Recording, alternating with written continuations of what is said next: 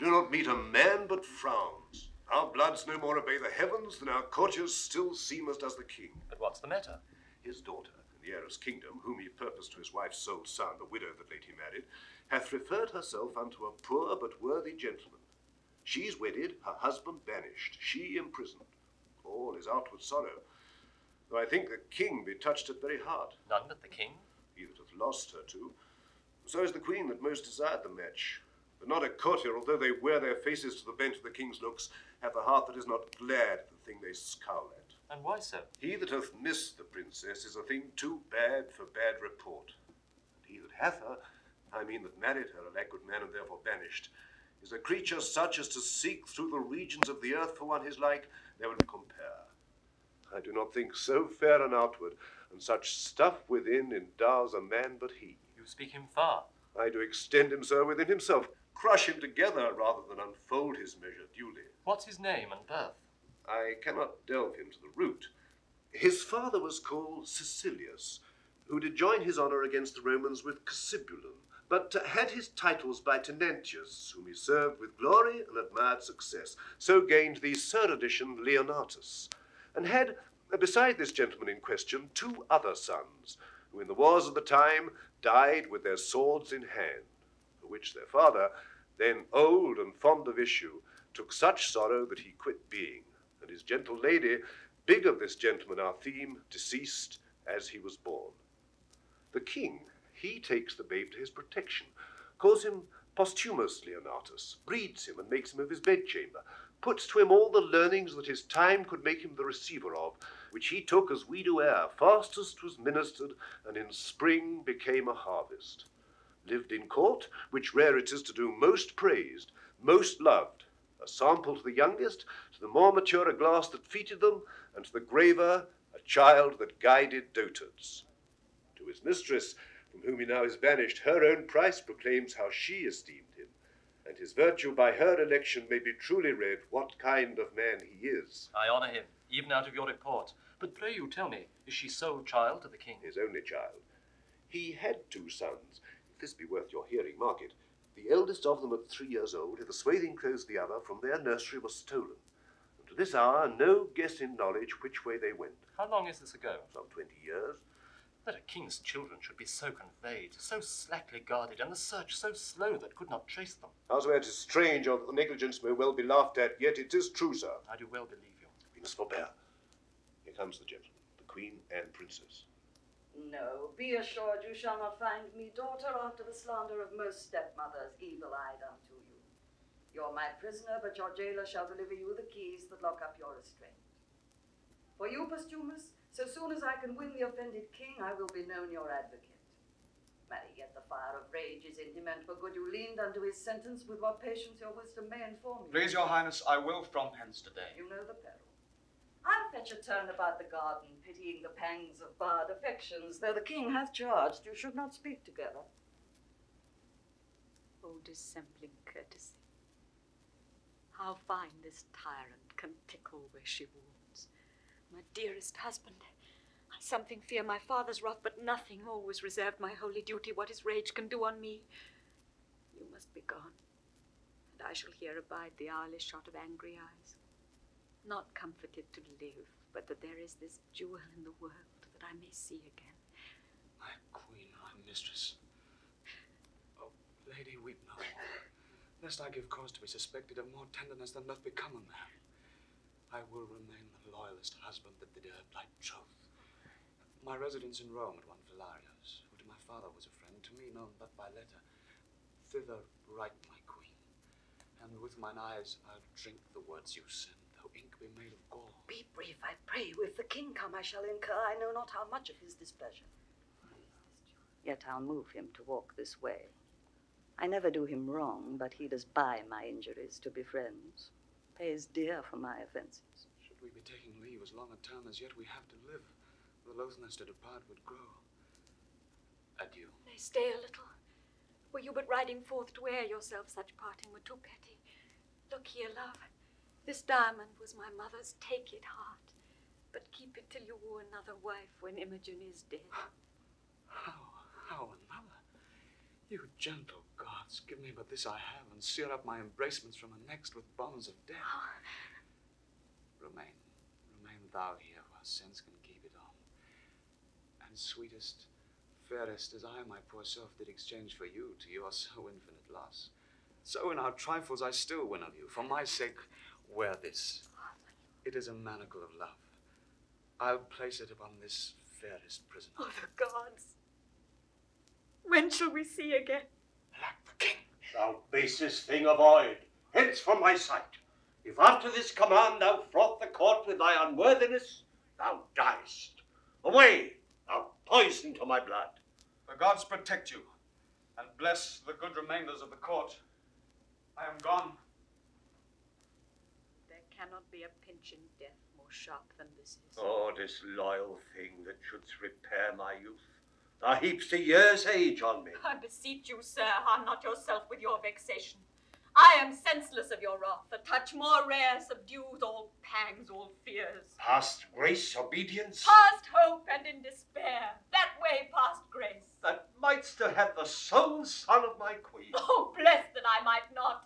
I chose an eagle, and did avoid a puttock. Thou tookst a beggar, wouldst have made my throne a seat for baseness. No, I rather added a luster to it. Oh, thou vile one. Sir, it is your fault that I have loved Posthumous. You bred him as my playfellow, and he is a man worth any woman. Overbuys me almost the sum he pays. What, art thou mad? Almost, sir. Heaven restore me!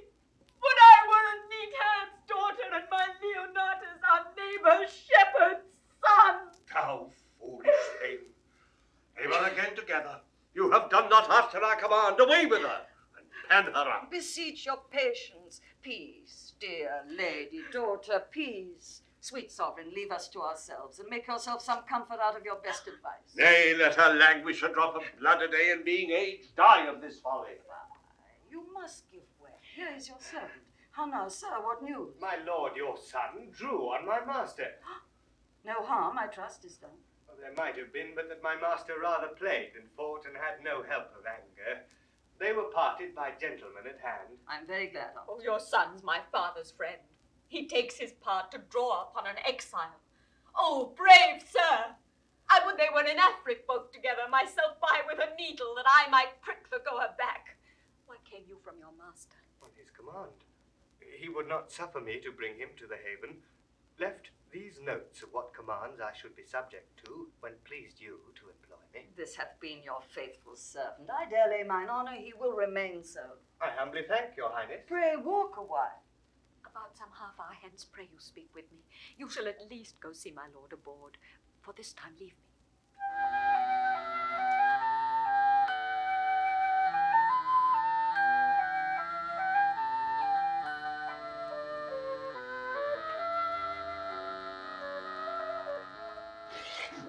Sir, I would advise you to shift a shirt. The violence of action hath made you reek as a sacrifice. Where air comes out, air comes in. There's none abroad so wholesome as that you vent. If my shirt were bloody, then to shift it. Have I hurt him? No, faith, not so much as his patience. Hurt him? His body's a passable carcass if he be not hurt. It is a true fair for steel if he be not hurt. Still was in debt, he went the backside the town. The villain would not stand me. Nobody fled forward still toward your face. Stand you? You have land enough of your own, but he added to your having. Gave you some ground. As many inches as you have oceans and puppies. I would they had not come between us. So would I, till you'd measured how long a fool you were upon the And ground. that she should love this fellow and refuse me. If it be a sin to make a true election, she's dead. Sir, as I told you always, her beauty and her brain go not together. She's a good sign, but I've seen small reflection of her wit. She shines not upon fools, lest the reflection should hurt. Come, out of my chamber. Would there had been some hurt done? I wish not so, unless there be the fall of an ass, which is no great hurt. You'll go with us. I'll attend your lordship. Nay, come, let's go together. Well, my lord.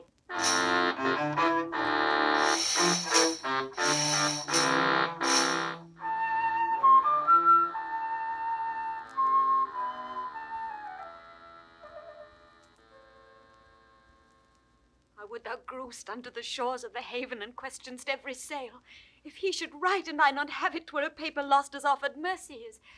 What was the last that he spake to thee? It was his queen. His queen. Then waved his handkerchief. And kissed it, madam. Oh, senseless linen, happier therein than I. And that was all? No, madam. For so long as he could make me with his eye or ear distinguish him from others, he did keep the deck with glove or hat or handkerchief still waving as the fits and stirs of his mind could best express how slow his soul sailed on, how swift his ship. Oh, thou shouldst have made him as little as a crow, or less, and left to after-eye him. Madam, so I did. I would have broke mine eye-strings, cracked them but to look upon him till the diminution of space had pointed him sharp as my needle. Nay, followed him till he had melted from the smallness of a gnat to air. And then I turned mine eye and wept. Oh, but good Pisanio, when shall we hear from him? Be assured, madam, with his next vantage. I did not take my leave of him, but had most pretty things to say. Ere I could tell him how I would think on him at certain hours, such thoughts and such, or I could make him swear the she's of Italy should not betray mine interest and his honour, or have charged him at the fixed hour of morn, at noon, at midnight, to encounter me with orisons, for then I am in heaven for him. Or ere I could give him that parting kiss which I had set betwixt two charming words, comes in my father, and like the tyrannous breathing of the north, shakes all our buds from growing. The Queen, madam, desires your highness' company. Those things I bid you do, get them dispatched. I will attend the Queen. Madam, I shall.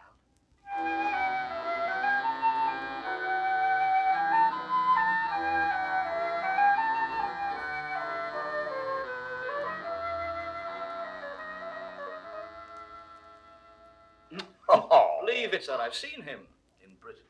He was then of a crescent note, expected to prove so worthy as since he had been allowed the name of. But I could then have looked on him without the help of admiration. Though the catalogue of his endowments had been tabled by his side, and I to peruse him by item. You speak of him when he was less furnished than he now is, with that which makes him both without and within. I've seen him in France. We had very many there could behold the sun with as firm eyes as he. This matter of marrying his king's daughter, wherein he must be weighed rather by her value than his own, words him, I doubt, not a great deal from the matter. And then his banishment. Aye, and the approbation of those that weep this lamentable divorce under her colours are wonderfully to extend him, be it but to fortify her judgment, which else an easy battery might lay flat for taking a beggar without less quality. But how comes he these to sojourn with you? How creeps acquaintance?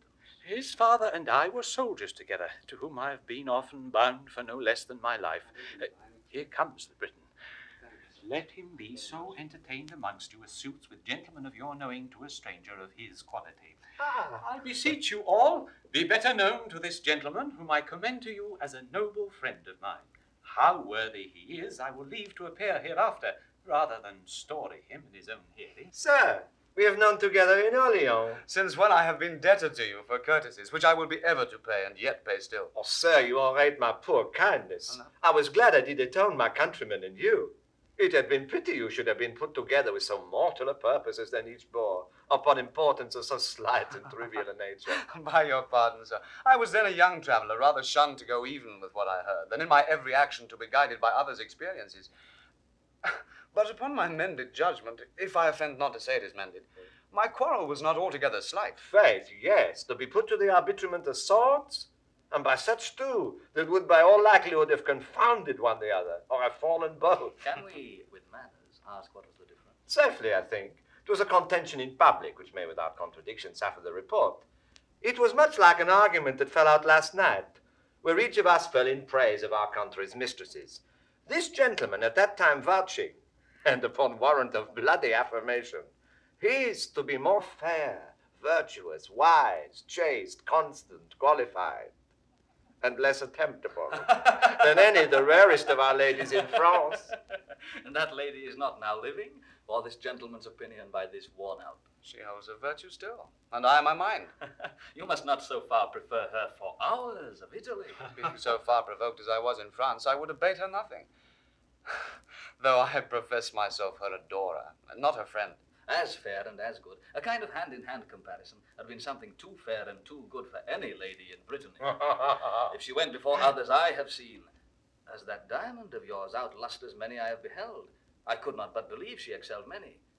But I have not seen the most precious diamond that is, nor you the lady. I praised her as I rated her. So do I my stone. What do you esteem it at? More than the world enjoys. Either your unparagoned mistress is dead, or she's outprized by a trifle. You are mistaken. The one may be sold or given, or if there were wealth enough for the purchase, or merit for the gift. The other is not a thing for sale, and only the gift of the gods. Which the gods have given you? which by their graces I will keep. You may wear her in title, yours, but you know, strange fowl light upon neighboring ponds. Your ring may be stolen too, so your brace of unprizable estimations. The one is but frail and the other casual. A cunning thief or a that-way accomplished courtier would hazard the winning both the first and last. Your Italy contains none so accomplished a courtier to convince the honor of my mistress, if in the holding or loss of that you term her frail. I do nothing doubt you have store of thieves. Notwithstanding, I fear not my ring. Let us leave here, gentlemen. Sir, with all my heart, this worthy signor, I thank him, makes no stranger of me. We are familiar at first. With 5 times so much conversation, I should get ground of your fair mistress, make her go back even to the yielding. Had I admittance and opportunity to friend. No. I dare thereupon pawn the moiety of my estate to your ring, which in my opinion values it something. But I make my wager rather against your confidence than her reputation, and to bar your offence herein too, I durst attempt it against any lady in the world. You are a great deal abused and too bold a persuasion. And I doubt not you'd sustain what you are worthy of by your attempt. What's that? A repulse. Though your attempt, as you call it, deserve more, a punishment too. Gentlemen, enough of this. It came in too suddenly. Let it die as it was born, and I pray you, be better acquainted. Would I had put my estate and my neighbours on the approbation of what I have said. What lady would you choose to assail? Yours, whom in constancy you think stands so safe. I will lay you 10,000 ducats to your ring, that commend me to the court where your lady is, with no more advantage than the opportunity of a second conference, and I will bring from thence that honour of hers which you imagine so reserved. I will wage against your gold to it. My ring I hold dear as my finger, 'tis part of it. Ah, you are a friend, and therein the wiser. If you buy ladies' flesh at $1,000,000 a dram, you cannot preserve it from tainting. But I see you have some religion in you that you fear. This is but a custom in your tongue. You bear a graver purpose, I hope. I am the master of my speeches, and would undergo what's spoken, I swear. Will you? I shall but lend my diamond till your return. Let there be covenants drawn between us. My mistress exceeds in goodness the hugeness of your unworthy thinking. I dare you to this match. Here's my ring. I will have it no less. By the gods, it is one. If I bring you no sufficient testimony that I've enjoyed the dearest bodily part of your mistress, my 10,000 ducats are yours. So is your diamond, too.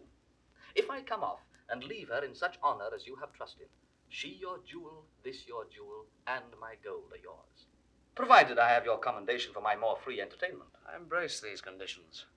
Letters of articles betwixt us. Only thus far you shall answer. If you make your voyage upon her and give me directly to understand you have prevailed, I am no further your enemy. She is not worth our debate. If she remain unseduced, you not making it appear otherwise, for your ill opinion and the assault you have made to her chastity, you shall answer me with your sword. Your hand, a covenant. We will have these things set down by lawful counsel, and straight away for Britain, lest the bargain should catch cold and starve. I will fetch my gold and have our 2 wagers recorded. Agreed. Will this hold, think you? Signor Iachimo will not from it. Pray, let us follow.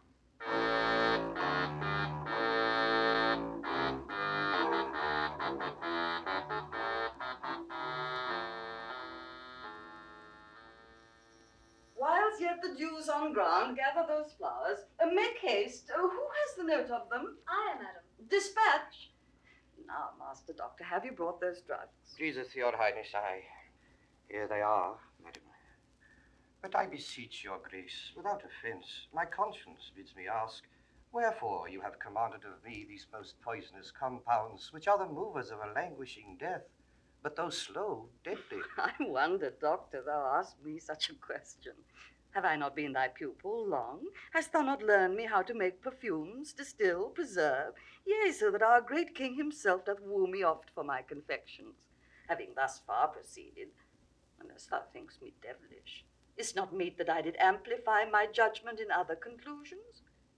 I will try the forces of these thy compounds on such creatures as we count not worth the hanging, but none human, to try the vigor of them, and apply a layman's to their act, and by them gather their several virtues and effects. Your highness shall from this practice but make hard your heart. Besides, the seeing these effects will be both noisome and infectious. Oh, content thee. Here comes a flattering rascal. Upon him will I first work. He's for his master, an enemy to my son. Ah, now, Pisanio. Doctor, your service for this time is ended. Take your own way. I do suspect you, madam, but you shall do no harm. Hark thee, a word.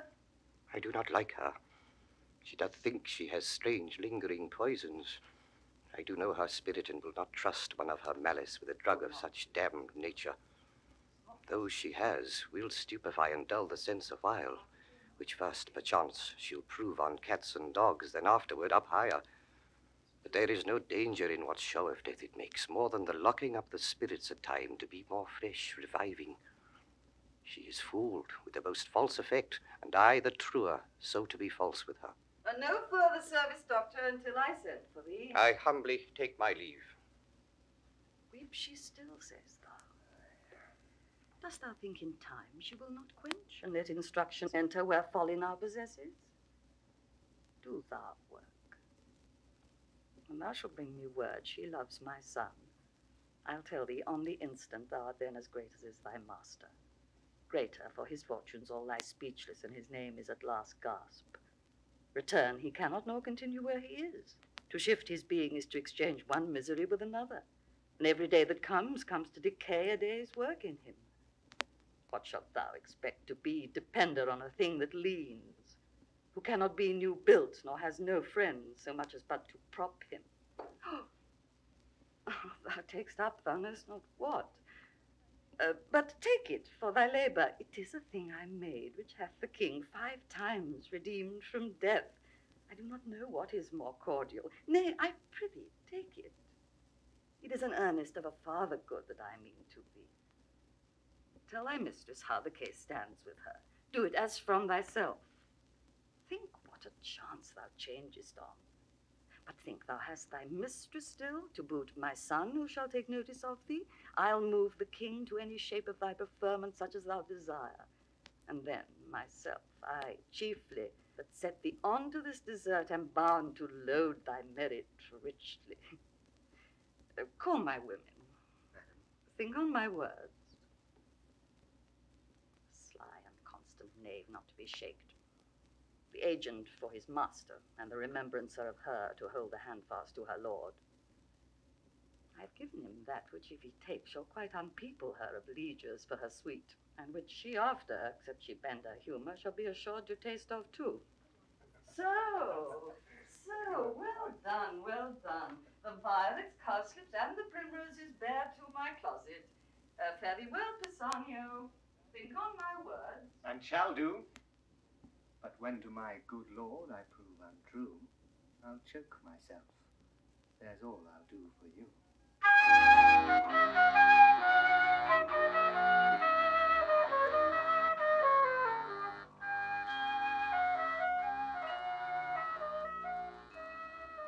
A father cruel, and a stepdame false, a foolish suitor to a wedded lady that hath her husband banished. Oh, that husband, my supreme crown of grief, and those repeated vexations of it. Had I been thief-stolen as my 2 brothers happy, but most miserable is the desire that's glorious. Blessed be those how mean soe'er that have their honest wills, which seasons comfort. Who may this be? Fie. Madam, a noble gentleman of Rome comes from my lord with letters. Change you, madam.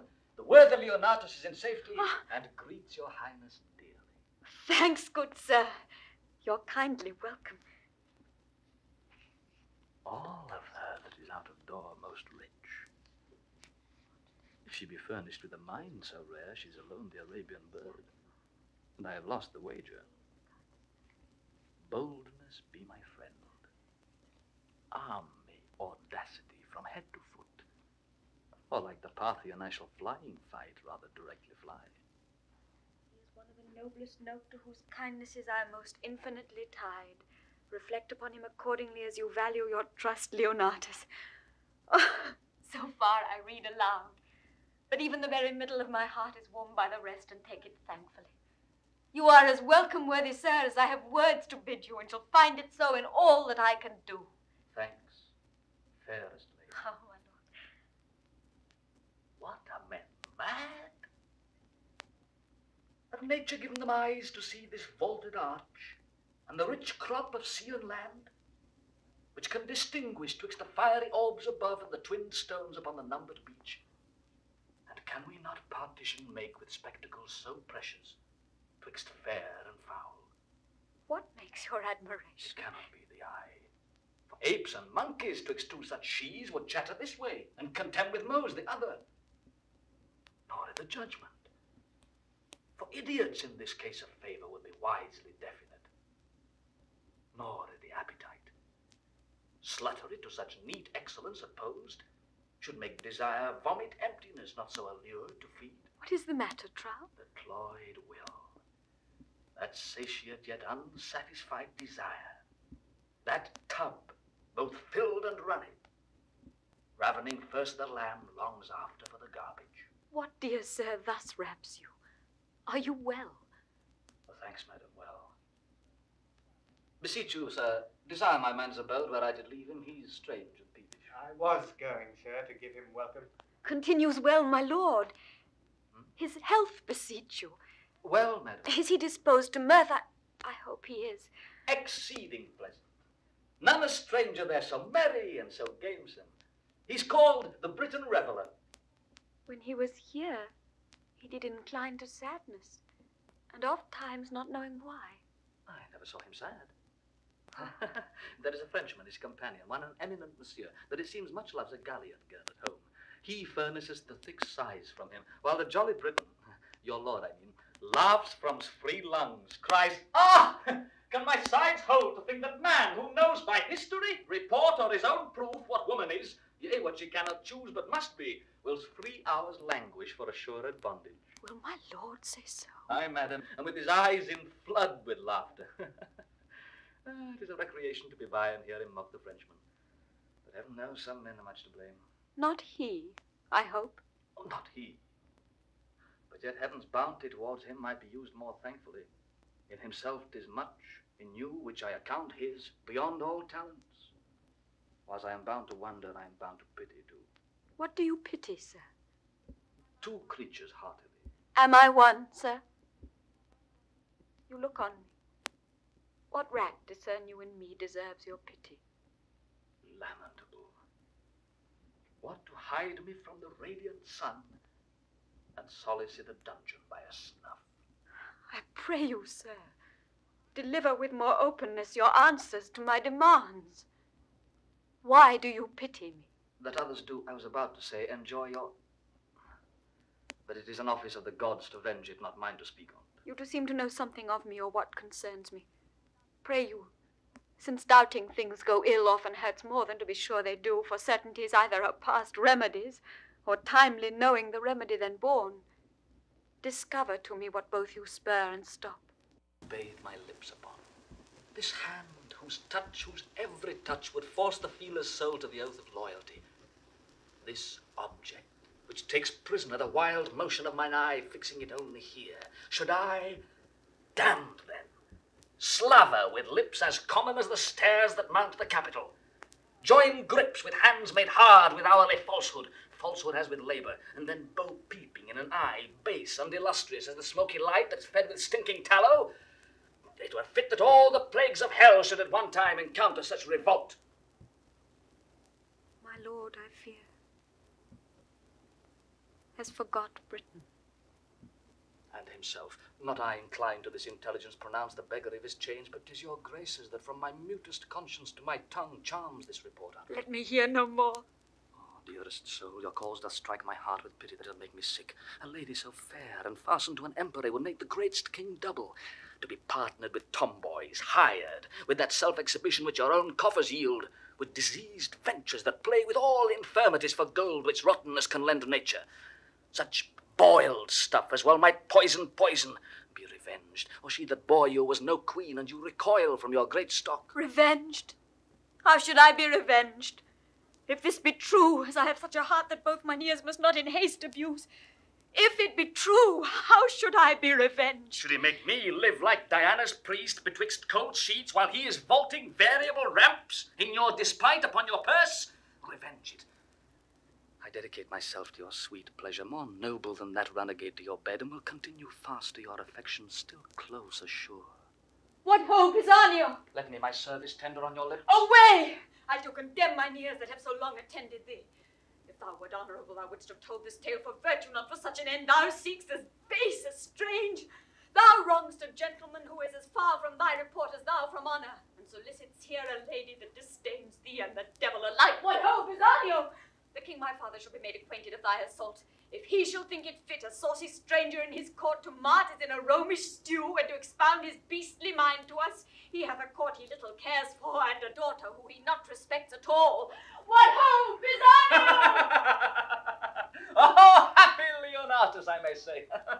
The credit that thy lady hath of thee deserves thy trust, and thy most perfect goodness her assured credit.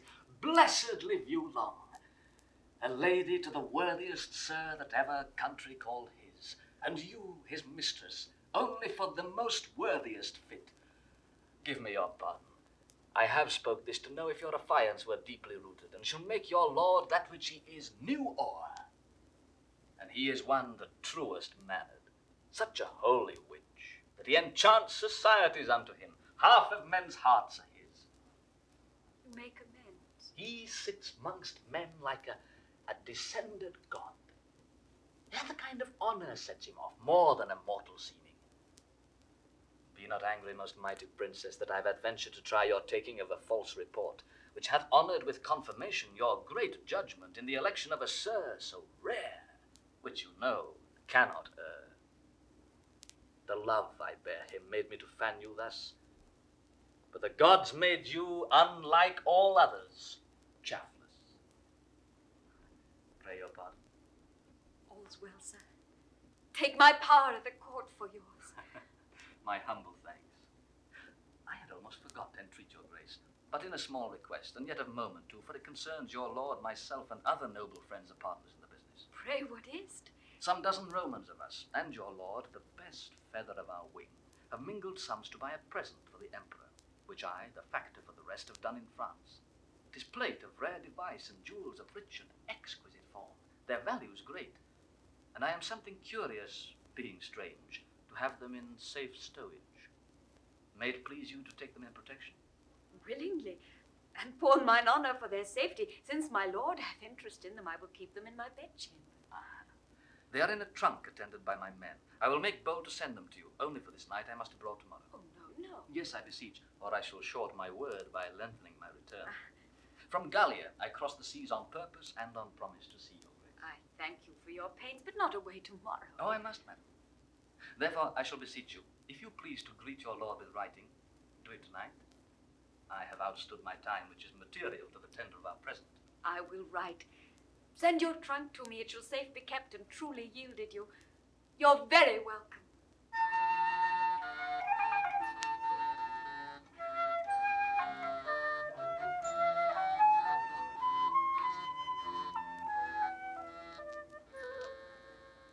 Was there ever man had such luck? When I kissed a jack upon an upcast to be hit away, I had £100 on't, and then a horse and jackanapes mistake me up for swearing, as if I borrowed mine oaths of him and might not spend them at my pleasure. What got he by that? You have broke his pate with your bowl. It would have been like him that broke it, it would have run all out. When a gentleman is disposed to swear, it is not for any standers by to curtail his oaths, eh? No, my lord. Your crop is a horse and dog. I give him satisfaction. Would he have been one of my rank? Smell like a fool. I have not vexed more than anything in the earth. A pox hunt. I had rather not be so noble as I am. They dare not fight with me because of the queen, my mother. Every jack slave hath his belly full of fighting, and I must go up and down like a cock that nobody can match. Your cock came in too, and your crow cock when you came on. Say'st thou? It is not fit your lordship should undertake every companion that you give offence to. Oh, no, I know that. But it is fit I should commit offence to my inferiors. Aye, it is fit for your lordship only. Ah, so I say. Did you hear of a stranger that's come to court tonight? A stranger?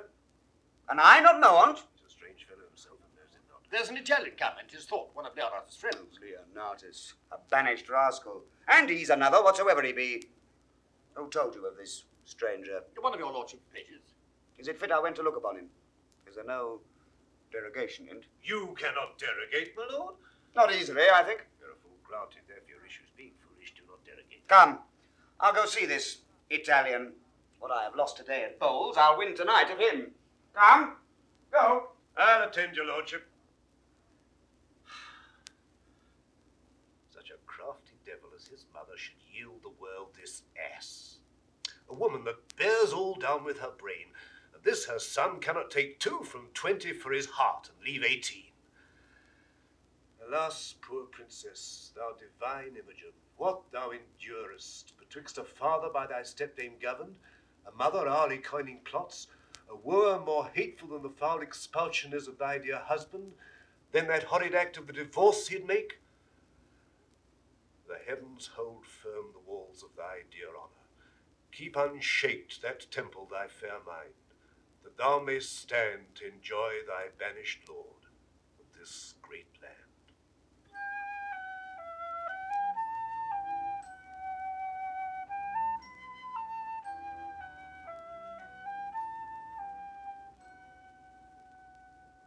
Who's there, my woman, Helen? Please you, madam. What hour is it? Almost midnight, madam. Oh, I've read 3 hours then. Mine eyes are weak. Pull down the leaf where I've left to bed. Take not away the taper, leave it burning. And if thou canst awake by 4 of the clock, I prithee call me. Sleep hath seized me wholly.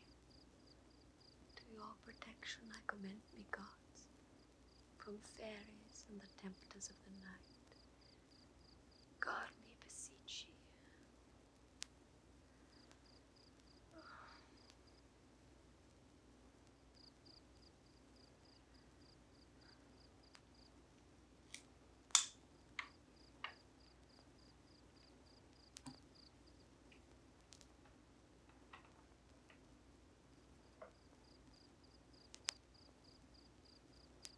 The crickets sing, and man's all-laboured sense repairs itself by rest.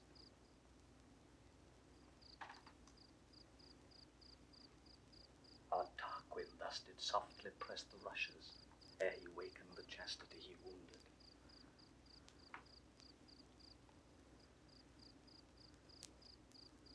Cytherea, how bravely thou becomest thy bed. Fresh lily, and whiter than the sheets. Oh, that I might touch. But kiss, one kiss. Rubies unparagoned, how dearly they do't. 'Tis her breathing that perfumes the chamber thus. The flame of the taper bows toward her, and would underpeep her lids to see the enclosed lights. Now canopied under these windows, white and azure laced with blue of heaven's own tinct. But my design, to note the chamber, I will write it all down. Such and such pictures. There the window, such the adornment of her bed. Arras, figures, by such and such, and the contents of the story. Ah, but some natural notes about her body. Above 10,000 meaner movables would testify to enrich mine inventory. Oh, sleep, thou ape of death, lie dull upon her, and be her sense but as a monument, thus in a chapel lying. Come off, come off. As slippery as the Gordian knot was hard. Ah, 'tis mine. And this will witness outwardly as strongly as the conscience does within, to the madding of her lord.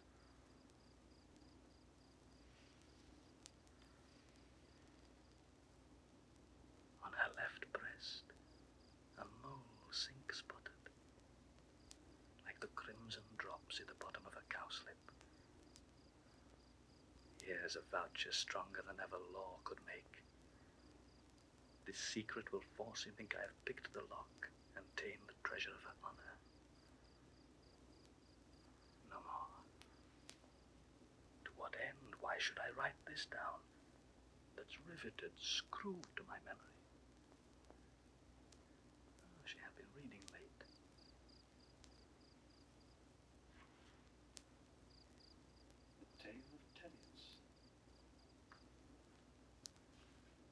the leaves turned down where Philario gave up. I have enough. To the trunk again and shut the spring. Swift, swift, you dragons of the night. The dawning may bear the raven's eye. I lodge in fear. Though this a heavenly angel, hell is here. One, two, three.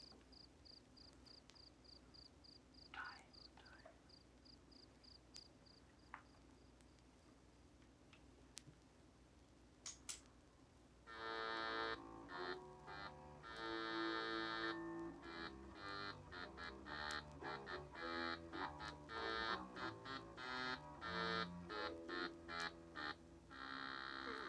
Your lordship is the most patient man in loss, the most coldest that ever turned up ace. It would make any man cold to lose. But not every man patient after the noble temper of your lordship. You are most hot and furious when you win. Winning will put any man into courage. If I could get this foolish Imogen, I should have gold enough. It's almost morning, is not? Day, my lord. I would this music would come. I'm advised to give her music on mornings. They say it will penetrate. Ah. Come on. Tune. If you can penetrate her with your fingering, so. We'll try with tongue, too. If none will do, let her remain. But I'll never give o'er. First, a very excellent, good, conceited thing. After, a wonderful, sweet air with admirable, rich words to it. And then let her consider.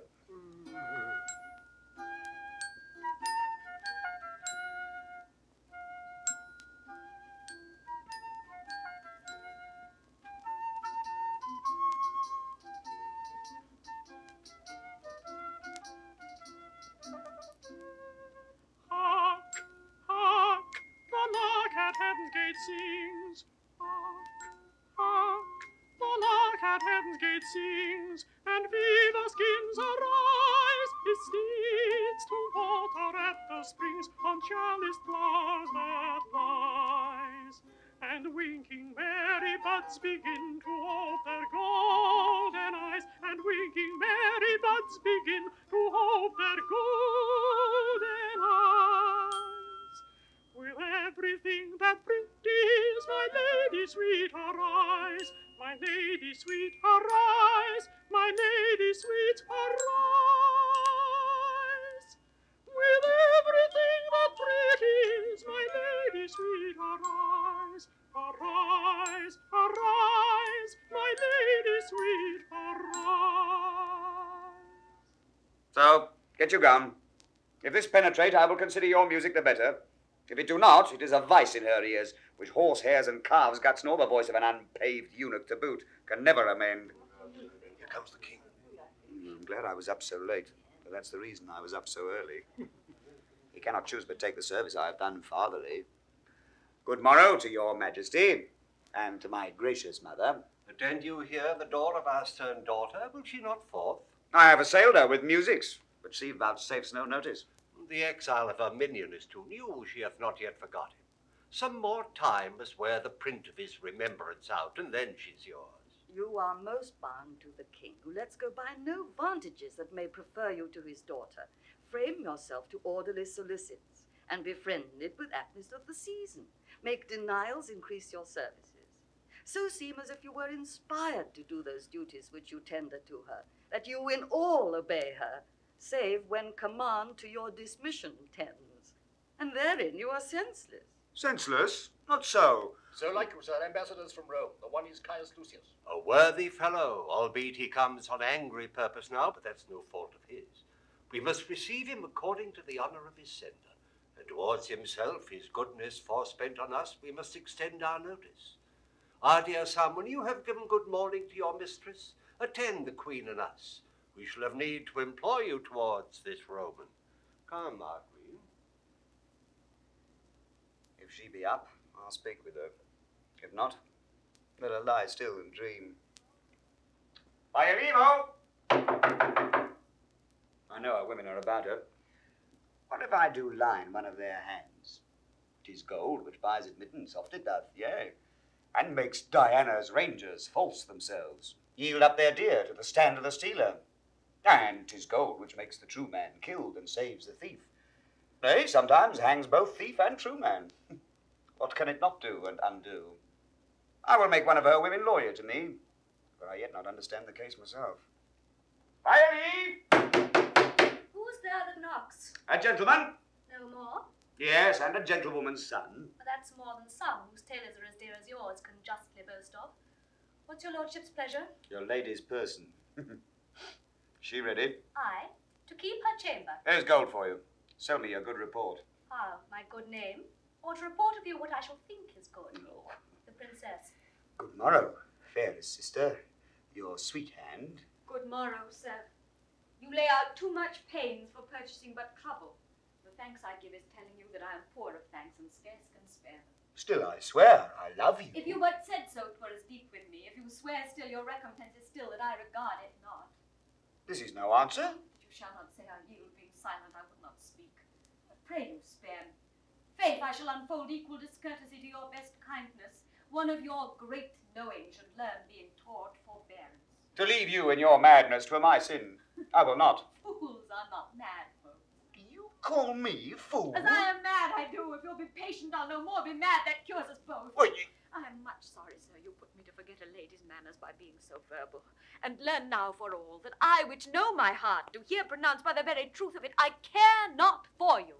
And am so near the lack of charity to accuse myself I hate you, which I had rather you felt than make my boast. You sin against obedience which you owe your father. For the contract you pretend with that base wretch, one bred of arms and fostered with cold dishes, with scraps of the court, it is no contract, none. And though it be allowed in meaner parties, yet who than he more mean, to knit their souls on whom there is no more dependency but brats and beggary, in self-figured not, yet you are curved from that enlargement by the consequence of the crown, and must not soil the precious note of it with a base slave, a hilding for a livery, a squire's cloth, a pantler, not so eminent. Profane fellow! Wert thou the son of Jupiter, and no more but what thou art besides, thou wert too base to be his groom. Thou wert dignified enough even to the point of envy, if 'twere made comparative for your virtues, to be styled the underhangman of his kingdom, and hated for being preferred so well. A southfall rotting! Oh, he never can meet more mischance than come to be but named of thee. His meanest garment that ever hath but clipped his body is dearer in my respect than all the hairs above thee, were they all made such men. How now, Pisanio? His garments? Madam? Now the devil! Dorothy, my woman, hie thee presently. His garment? Oh, I'm sweated with a fool, frighted and angered worse. Go bid my woman search for a jewel that too casually hath left mine arm. It was thy master's. Shrew me if I would lose it for a revenue of any kings in Europe. Garment? I do think I saw it this morning. Confident I am last night 'twas on mine arm I kissed it. Garment? I hope it be not gone to tell my lord that I kiss aught but he. I hope so. Go and search. You have abused me. His meanest garment. Aye, I said so, sir. If you will make an action, call witness to it. I will inform your father. Your mother, too. She's my good lady and will conceive, I hope, but the worst of me. So I leave you, sir, to the worst of discontent. I'll be revenged.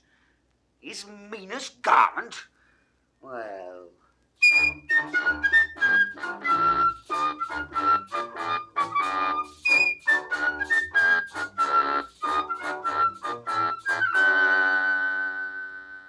Fear it not, sir.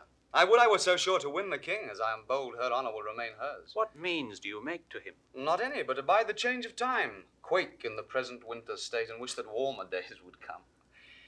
In these feared hopes I barely gratify your love. They failing, I must die much your debtor. Your very goodness and your company or pay is all I can do. By this your king hath heard of great Augustus. Caius Lucius will do's commission truly, and I think he'll grant the tribute, send the arrearages, or look upon our Romans, whose remembrance is yet fresh in their grief. I do believe, state as though I am none nor like to be, that this will prove a war. And you shall hear the legion now in Gallia sooner landed in our not fearing Britain than have tidings of any penny tribute paid. Our countrymen are men more ordered than when Julius Caesar smiled at their lack of skill, but found their courage worthy his frowning at. Their discipline, now mingled with their courage, will make known to their approvers they are people such that mend upon the world. See, Iachimo. The swiftest hearts have posted you by land, and winds of all the corners kissed your sails to make your vessel nimble. Welcome, sir. I hope the briefness of your answer made the speediness of your return. Your lady is one of the fairest that I have looked upon. And therewithal the best. Or let a beauty look through a casement to allure false hearts and be false with them. Here are letters for you. Tenure good, I trust. It is very like. Was Caius Lucius in the Britain court when you were there? It was expected then, but not approached. All is well yet. Sparkles this stone as it was wont? Or is not too dull for your good wearing? If I have lost it, I should have lost the worth of it in gold. I'll make a journey twice as far to enjoy a second night of such sweet shortness which was mine in Britain. For the ring is one. The stone's too hard to come by. Not a whit, your lady being so easy. Make not, sir, your loss your sport. I hope you know that we must not continue friends. Oh, good sir, we must if you keep covenant. Had I not brought the knowledge of your mistress home, I grant we were to question further. But I now profess myself the winner of her honor, together with your ring, and not the wronger of her, or you, having proceeded but by both your will. If you can make apparent that you have tasted her in bed, my hand and ring is yours. If not, the foul opinion you had of her pure honor gains or loses your sword or mine, or masterless leaves both to who shall find them. Sir, my circumstances being so near the truth as I will make them, must first induce you to believe, whose strength I will confirm with oath, which I doubt not you'll give me leave to spare, when you shall find you need it not. Proceed. First, her bedchamber, where I confess I slept not, but profess had that was well worth watching.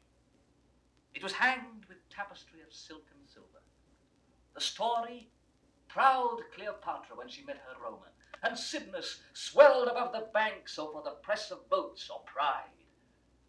A piece of work so bravely done, so rich, that it did strive in workmanship and value, which I wonder could be so rarely and exactly wrought, since the true life... This is true.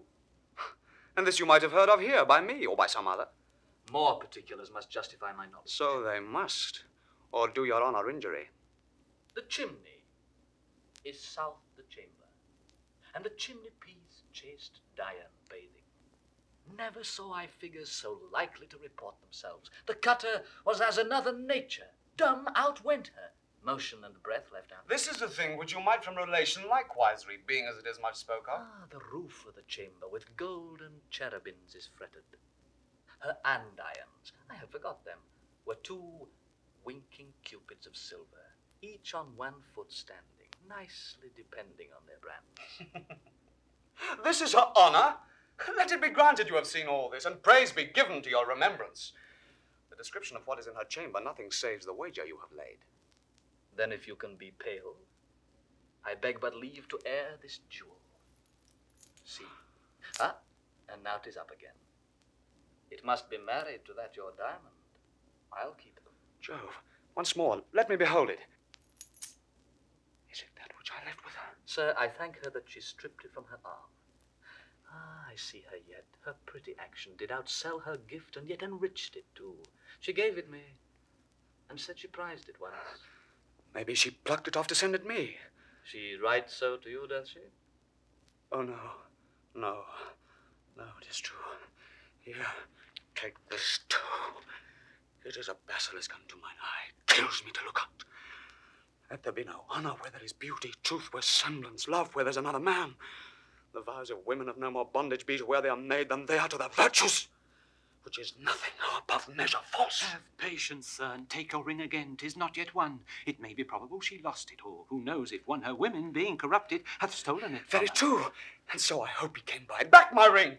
Render to me some corporal sign about her more evident than this, for this was stolen. By Jupiter, I had it from her arm. Hark you, he swears. By Jupiter, he swears. 'Tis true. Nay, keep the ring, 'tis true. I am sure she would not lose it. Her attendants are all sworn and honourable. They induced to steal it, and by a stranger? No, he hath enjoyed her. The cognizance of her incontinency is this: she hath bought the name of whore thus dearly. There, take thy hire, and all the fiends of hell divide themselves between you. Sir, be patient. This is not strong enough to be believed of one persuaded well of. Never talk on. She hath been courted by him. If you seek for further satisfying, under her breast, worthy the pressing, lies a mole, right proud of that most delicate lodging. By my life, I kissed it, and it gave me present hunger to feed again, though full. You do remember this stain upon her? Aye, and it doth confirm another stain as big as hell can hold within him, but it... Will you hear more? Spare your arithmetic, never count the turns, once in a million. No swearing, if you will swear you have not done, you lie. And I will kill thee if thou dost deny thus made me cuckold. I'll deny nothing. Oh, that I had her here to tear her limb meal. I will go there and do it in the court before her father. I'll do something. Quite besides the government of patience. You have won. Let's follow him and pervert the present wrath he hath against himself. With all my heart.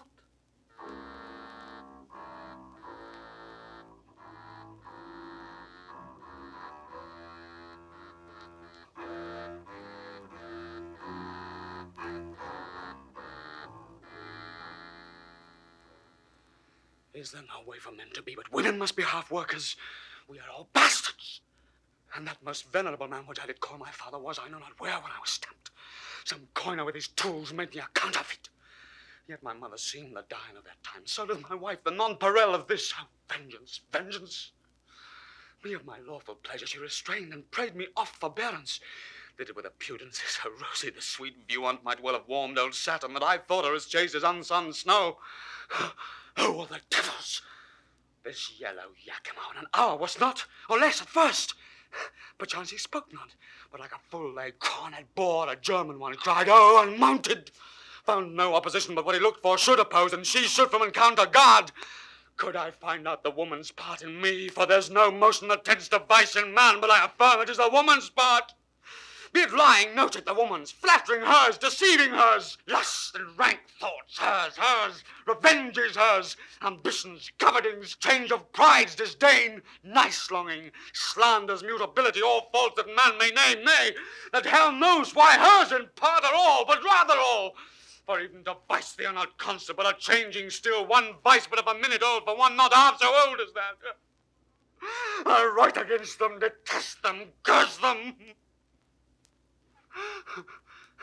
Yet 'tis greater skill in a true hate to pray they have their will. The very devils cannot plague them better. Now, say what would Augustus Caesar with us? When Julius Caesar, whose remembrance yet lives in men's eyes, and will to ears and tongues be theme and hearing ever, was in this Britain, and conquered it, Cymbeline thine uncle, famous in Caesar's praises, no whit less than in his feats deserving it, for him and his succession, granted Rome a tribute yearly 3,000 pounds, which by thee lately is left untended. And to kill the marvel shall be so ever. There be many Caesars ere such another Julius. Britain's a world by itself, and we will nothing pay for wearing our own noses. That opportunity which then they had to take from us, to resume we have again.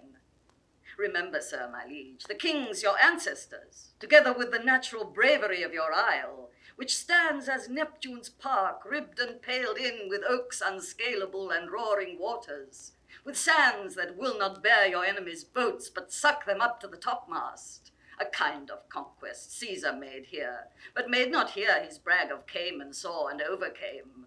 With shame, the first that ever touched him, he was carried from off our coast, twice beaten, and his shipping, poor ignorant baubles, on our terrible seas, like eggshells moved upon their surges, cracked as easily against our rocks. For joy whereof, the famed Cymbeline, who was once at point, O giglet fortune, to master Caesar's sword, made Ludstown with rejoicing fires bright, and Britain strut with courage. Come, there's no more tribute to be paid. Our kingdom is stronger than it was at that time, and, as I said, there is no more such Caesars. Other of them may have crooked noses, but to owe such straight arms, none. Son, let your mother in. We have yet many among us can gripe as hard as Cymbeline. I do not say I am one, but I have a hand. Why tribute? Why should we pay tribute? If Caesar can hide the sun from us with a blanket or put the moon in his pocket, we will pay him tribute for light. Else, sir, no more tribute, pray you now. You must know, till the injurious Romans did extort this tribute from us, we were free. Caesar's ambition, which swelled so much that it did almost stretch the sides of the world, against all colour here did put the yoke pots, which to shake off becomes a warlike people whom we reckon ourselves to be. We do say then to Caesar, Our ancestor was that Lucius, which ordained our laws, whose use the sword of Caesar hath too much mangled, whose repair and franchise shall by the power we hold be our good deed, though Rome be therefore angry. Mucius made our laws, who was the first of Britain which did put his brows within a golden crown, and called himself a king. I am sorry, Cymbeline, that I am to pronounce Augustus Caesar, Caesar that hath more kings his servants than thyself domestic officers, thine enemy. Receive it from me then. War and confusion, in Caesar's name pronounce I against thee. Look for fury, not to be resisted. Thus defied, I thank thee for myself. Thou art welcome, Caius. Thy Caesar knighted me. My youth I spent much under him. Of him I gathered honour, which he, to seek of me again, perforce behooves me keep at utterance. I am perfect that the Pannonians and Dalmatians for their liberties are now in arms, a precedent which not to read would show the Britons cold. So Caesar shall not find them. Let proof speak. His Majesty bids you welcome. Make pastime with us, a day, or two, or longer. If you seek us afterwards, in other terms, you shall find us in our salt water girdle. If you beat us out of it, it is yours. If you fall in the adventure, our crow shall fare the better for you, and there's an end. So, sir? I know your master's pleasure, and he mine. All that remain is welcome.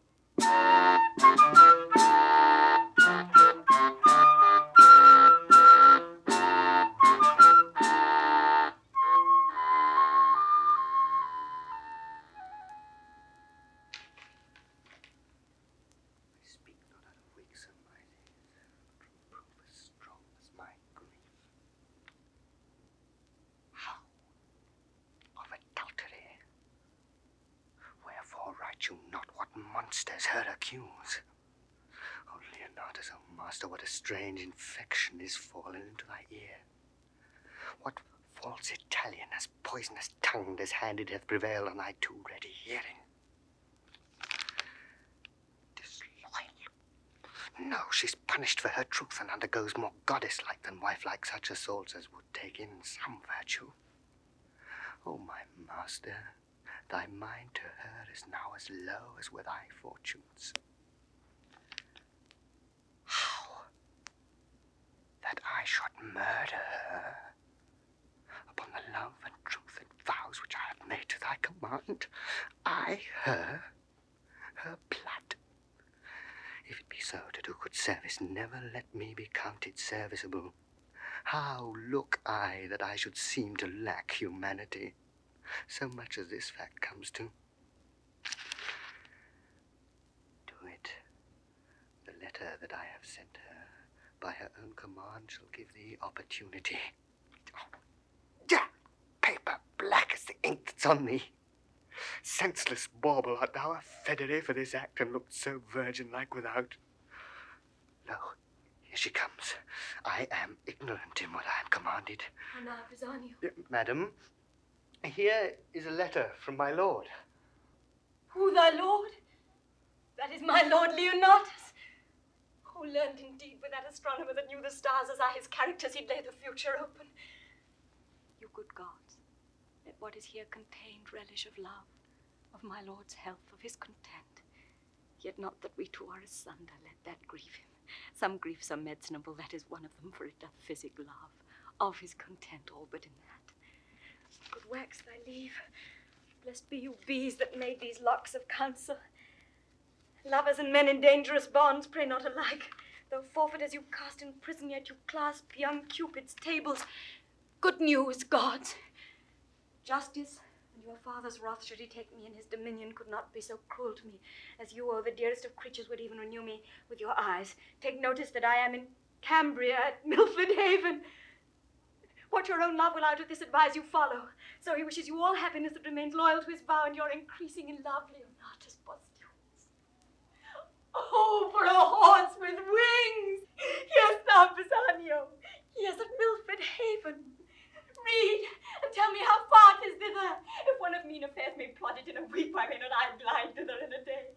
Then true Pisanio, who longs like me to see thy lord, who longs, oh let me beg, but not like me, yet longs, but in a fainter kind.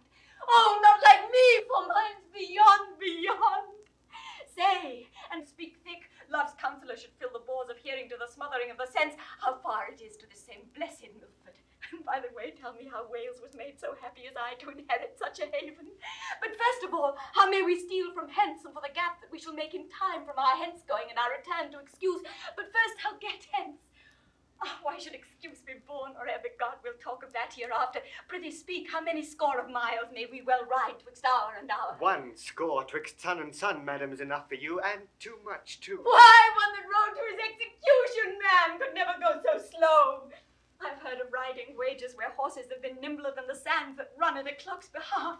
But this is foolery. Go, bid my woman feign a sickness, say she'll home to her father, and provide me presently a riding suit, no costlier than would fit a Franklin's housewife. Madam, your best consider... I see before me, man, nor hear, nor what ensues, but have a fog in them that I cannot look through. Away, I prithee, do as I bid thee. There's no more to say. Accessible is none but Milford way.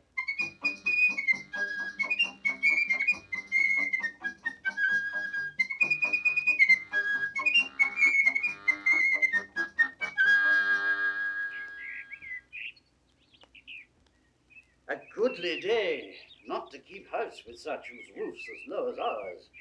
Stoop, boys. This gate instructs you now to adore the heavens, and bows you to a morning's holy office. The gates of monarchs are arched so high that giants may get through and keep their impious turbans on without good morrow to the sun. Hail, thou fair heaven! We house i' the rock, yet use thee not so hardly as prouder livers do. Hail, heaven! Hail, heaven! Now for our mountain sport, up to yon hill. Your legs are young, I'll tread these flats. Consider, when you above perceive me like a crow, that it is place which lessens and sets off, and you may then revolve what tales I've told you, of courts, of princes, of the tricks in war. This service is not service, so being done, but being so allowed. To apprehend thus draws us a profit from all things we see, and often to our comfort shall we find the sharded beetle in a safer hole than is the full-winged eagle. Oh, this life is nobler than attending for a check, richer than doing nothing for a bauble, prouder than rustling in unpaid-for silk. Such gain the cap of him that makes him fine, yet keeps his book uncrossed. No life to ours. Out of your proof you speak.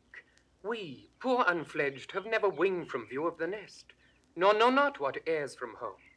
Haply this life is best, if quiet life be best, sweeter to you that have a sharper known, well corresponding with your stiff age.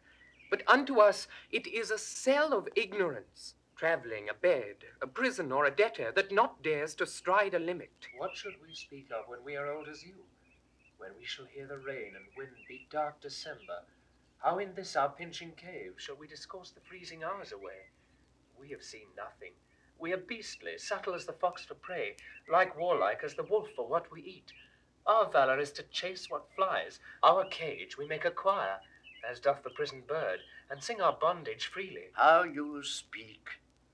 Did you but know the city's usuries, and felt them knowingly, the art of the courts is hard to leave as keep, whose top to climb is certain falling, or so slippery that the fear's as bad as falling.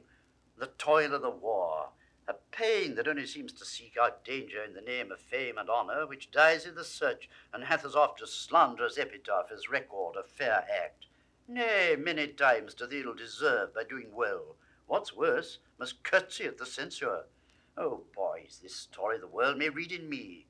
My body's marked with Roman swords, and my report was once first with the best of note. Cymbeline loved me, and when a soldier was the theme, my name was not far off. Then was I as a tree, whose boughs did bend with fruit, but in one night a storm or robbery, call it what you will, shook down my mellow hangings, nay, my leaves, and left me bare to weather. Uncertain favour. My fault being nothing, as I've told you of, but 2 villains, whose false oaths prevailed before my perfect honour, swore to Cymbeline I was confederate with the Romans. So followed my banishment, and this 20 years, this rock and these demesnes have been my world, where I have lived at honest freedom. paid more pious debts to heaven than in all the forend of my time. But up to the mountains, this is not hunter's language. He that strikes the venison first shall be the lord of the feast. To him the other two shall minister, and we will fear no poison which attends in place of greater state. I'll meet you in the valleys.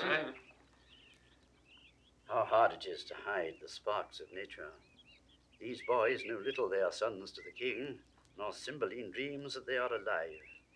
They think they are mine, and though trained up thus meanly in the cave wherein they bow their thoughts to hit the roofs of palaces, and nature prompts them in simple and low things to prince it much beyond the trick of others. This Palador, the heir of Cymbeline and Britain, who the king his father called Guiderius. Jove, when on my 3-foot stool I sit and tell the warlike feats I have done, his spirits fly out into my story. Say thus mine enemy fell, and thus I set my foot on his neck. Even then the princely blood flows in his cheek. He sweats, strains his young nerves, and puts himself in posture that acts my words. The younger brother, Cadwal, once Arviragus, in as like a figure strikes life into my speech, and shows much more his own conceiving. Hark, the game is roused. O Cymbeline, heaven of my conscience knows thou didst unjustly banish me, whereon at 3 and 2 years old I stole these babes, thinking to bar thee of succession as thou reft'st me of my lands. Euryphile, thou wast their nurse, they took thee for their mother, and every day do honour to her grave. Myself, Belarius, that am Morgan called, they take for natural father. The game is up.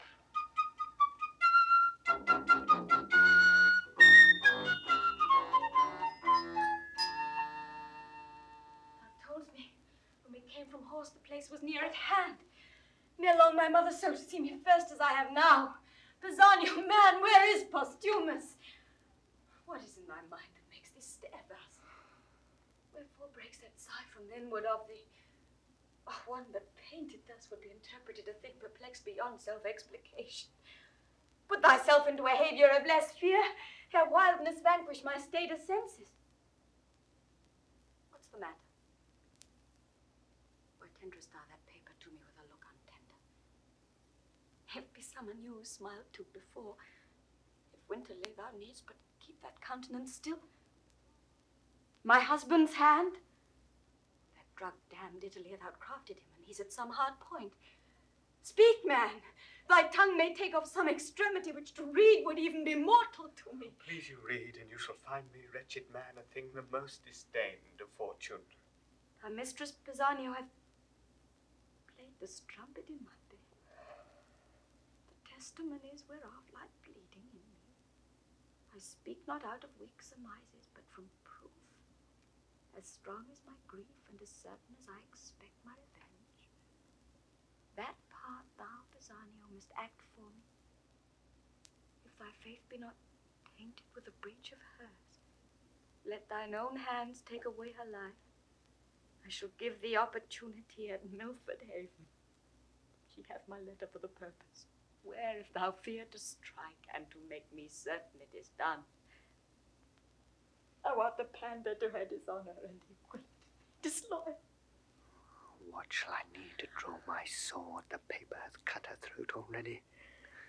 No, it is slander whose edge is sharper than the sword, whose tongue outvenoms all the worms of Nile, whose breath rides on the posting winds and doth belie all corners of the world.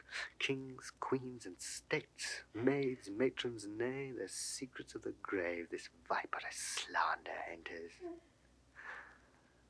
What? Cheer, madam. False to his bed. What is it to be false? To lie and watch there and to think of him. To weep twixt clock and clock. If sleep charge nature, to break it with a fearful dream of him, and cry myself awake. That's false to his bed, is it not? Alas, good lady. I false! Thy conscience witness! Iachimo, thou didst accuse him of incontinency. Thou then look'st like a villain. Now methinks thy favour's good enough. Some jay of Italy, whose mother was her painting, hath betrayed him. Poor I am stale, a garment out of fashion, and for I am richer than to hang by the walls, I must be ripped to pieces with me. Oh, men's vows are women's traitors. All good seeming being by thy revolt, O husband, shall be thought put on for villainy, not born where it grows, but born of faithful ladies. Good madam, hear me. True honest men being heard like false Aeneas when in his time thought false. And Simon's weeping did scandal many a holy tear, took pity from most true wretchedness. So thou, Posthumous, wilt lay the leaven on all proper men. Goodly and gallant shall be false and perjured from my great fail. Come, fellow, be thou honest, do thou thy master's bidding. When thou seest him, a little witness my obedience. Look, I draw the sword myself, take it, and hit the innocent mansion of my love, my heart. Fear not, 'tis empty of all things but grief. Thy master is not there, who was indeed the riches of it. Do his bidding. Strike! Thou mayest be valiant in a better cause, but now thou seemst a coward. Oh, hence, vile instrument, thou shalt not damn my hand. Why, I must die, and if I do not by thy hand, thou art no servant of thy master's. Against self-slaughter there is a prohibition so divine that cravens my weak hand. Come, here's my heart. Something's afoot. Soft, soft, we'll no defense, obedient as the scabbard. What is here? The scriptures of the loyal Leonatus all turned to heresy. Away, away, corrupters of my faith, you shall no more be stomachers to my heart. Thus may poor fools believe false teachers. Though those that are betrayed do feel the treason sharply, yet the traitor stands in worse case of woe. And thou, Posthumous, that did set up my disobedience against the king my father, and makes me put into contempt the suits of princely fellows, shall hereafter find it is no act of common passage, but a strain of rareness. And I grieve myself to think, when thou shalt be disedged by her, that now thou tirest on, how thy memory will then be panged by me. Prithee, dispatch. The lamb entreats the butcher. Where's thy knife?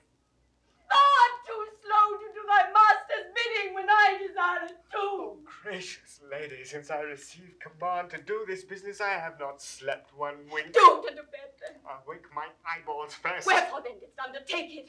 Why hast thou abused so many miles with a pretence? This place, mine action and thine own, our horses' labour, the time inviting thee, the perturbed court for my being absent, whereunto I never purpose return. Why hast thou gone so far to be unbent when thou hast ta'en thy stand, the elected deer before thee? But to win time to lose so bad employment, in the which I have considered of a course. Good lady, hear me with patience. Talk thy tongue weary, speak. I've heard I am a strumpet, and mine ear therein full struck can take no greater wound, nor tent to bottom that, but speak. Then, madam, I thought you would not back again. Most like bringing me here to kill me. Not so neither, but if I were as wise as honest, then my purpose would prove well.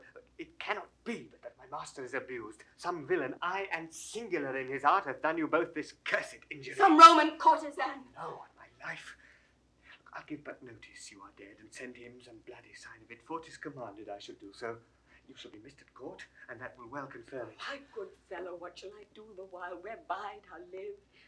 Or in my life what comfort, when I am dead to my husband? But if you're back to the court... No court, no father, no more ado with that harsh, noble, simple nothing, that Cloten whose love suit had been to me as fearful as a siege. If not at court, then not in Britain must you bide.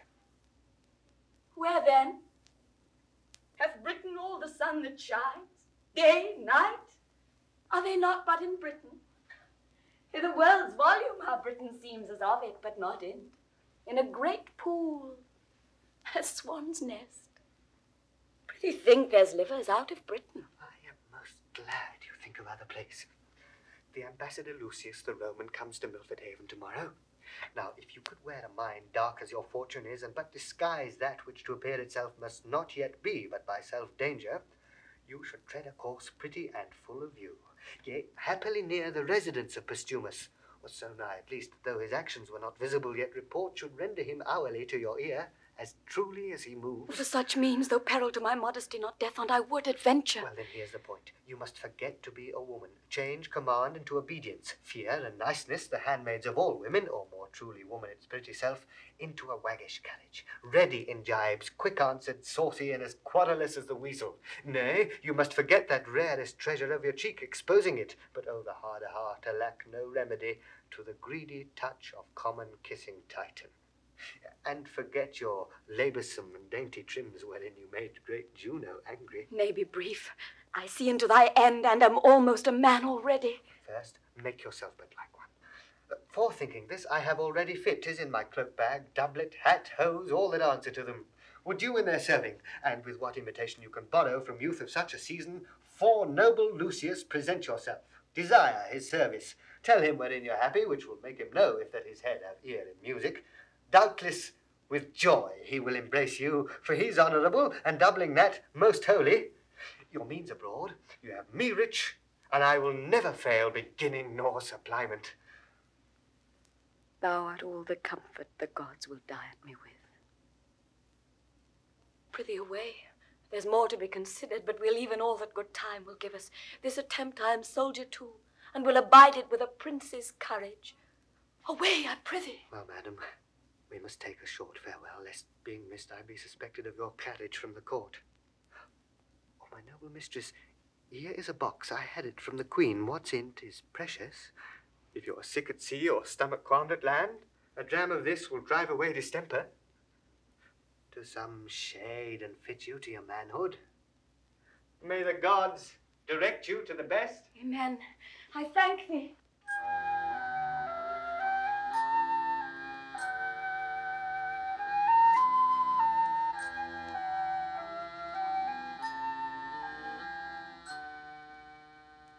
Thus far, and so farewell. Thanks, royal sir. My emperor hath wrote, I must from hence, and am right sorry that I must report ye my master's enemy. Our subjects, sir, will not endure his yoke, and for ourselves to show less sovereignty than they must needs appear unkinglike. So, sir, I desire of you a conduct overland to Milford Haven. Madam, all joy befall your grace and you. My lords, you are appointed for that office, the due of honour in no point omit. So farewell, noble Lucius. Your hand, my lord. Receive it, friendly.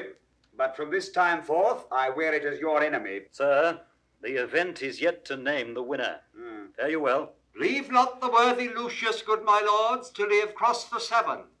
Happiness! He goes hence frowning, but it honours us that we have given him cause. 'Tis all the better. Your valiant Britons have their wishes in it. Lucius hath wrote already to the emperor how it goes here. It fits us therefore rightly our chariots and our horsemen be in readiness. The powers that he already hath in Gallia will soon be drawn to head, from whence he moves his war for Britain. 'Tis not sleepy business, but must be looked to speedily and strongly. Our expectation that it would be thus hath made us forward. But, my gentle queen, where is our daughter? She hath not appeared before the Roman, nor to us hath tendered the duty of the day. She looked us like a thing more made of malice than of duty. We have noted it. Call her before us, for we have been too slighted sufferers. Royal sir, since the exile of Posthumous, most retired hath her life been. The cure whereof, my lord, 'tis time must do. Beseech your majesty, forbear sharp speeches to her. She's a lady so tender of rebukes that words are strokes, and strokes death to her. Where is she, sir? How can her contempt be answered? Please you, sir, her chambers are all locked, and there's no answer that will be given to the loud noise we make. My lord, when last I went to visit her, she prayed me to excuse her keeping close, whereto, constrained by her infirmity, she should that duty leave unpaid to you, which daily she was bound to proffer. This she wished me to make known, but our great court made me to blame in memory. Her doors locked? Not seen of late? Grant heavens that which I fear prove false. Son, I say, follow the king. That man of hers, Pisanio, her old servant, I've not seen these 2 days. Go, look after. Pisanio, thou that stands so for Posthumous, he hath a drug of mine. I pray his absence proceed by swallowing that, for he believes it is a thing most precious. But for her, where is she gone? Haply despair hath seized her, or winged with fervour of her love, she's flown to her desired Posthumous. Gone she is to death or to dishonour, and my end can make good use of either. She being down, I have the placing of the British crown. How now, my son? 'Tis certain she is fled. Golden ship king, he rages, none dare come about him, for all the better. May this night forestall him of the coming. I love and hate her, for she's fair and royal, and that she have all courtly parts more exquisite than ladies, woman. From every one the best she hath, and she of all compounded outsells them all. I love her, therefore. But disdaining me, and throwing favours on the low Posthumous, slanders so her judgment, that what's else rare is choked. and in that point I will conclude to hate her. Nay, indeed, to be revenged upon her. For when fools shall... Who's here? Ah, what are you packing, sirrah? Come hither. Ah, you precious panda. Villain, where is thy lady? In a word, or else thou art straightway with the fiends. Oh, good my lord. Where is thy lady? Oh, by Jupiter, I will not ask again. Close, villain. I'll have this secret from thy heart, or rip thy heart to find it. Is she with Posthumous? From whom so many weights of baseness cannot a drama worth be drawn. Alas, my lord, how can she be with him? When was she missed? He is in Rome. Where is she, sir? Come nearer. No farther halting. Satisfy me home. What is become of her? Oh, my all-worthy lord. All-worthy villain. Discover where thy mistress is at once. At the next word, no more of worthy lord. Speak, or thy silence on the instant is thy condemnation and thy death. Then, sir, this paper is the history of my knowledge touching her flight. Let's see it. I will pursue her even to Augustus' throne. Or this, or perish. She's far enough, and what he learns by this may prove his travel, not her danger. I'll write to my lord, she's dead. Oh, Imogen, safe mayst thou wander, safe return again. Sirrah, is this letter true? Sir, as I think. It is Posthumous' hand, I know it. Sirrah, if thou wouldst not be a villain, but do me true service, undergo those employments wherein I should have cause to use thee with a serious industry. That is, what villainy soe'er I bid thee, do. To perform it directly and truly, I would think thee an honest man. Thou shouldst neither want my means for thy relief, nor my voice for thy preferment. Well, my good lord. Wilt thou serve me? For since patiently and constantly thou hast stuck to the bare fortune of that beggar Posthumous, thou canst not in the course of gratitude but be a diligent follower of mine. Wilt thou serve me? Sir, I will. Give me thy hand. Here's my purse. Hast any of thy late master's garments in thy possession? I have, my lord, of my lodging the same suit he wore when he took leave of my lady and mistress. The first service thou dost me. Fetch that suit hither. Let it be thy first service. Go. I shall, my lord. Meet thee at Milford Haven, eh? Oh, I forgot to ask him one thing. I'll remember it anon. Even there, thou villain Posthumous, will I kill thee. How would these garments were come? She said upon a time, the bitterness of it now I belch from my heart, that she held the very garment of Posthumous in more respect than my noble and natural person, together with the adornment of my qualities.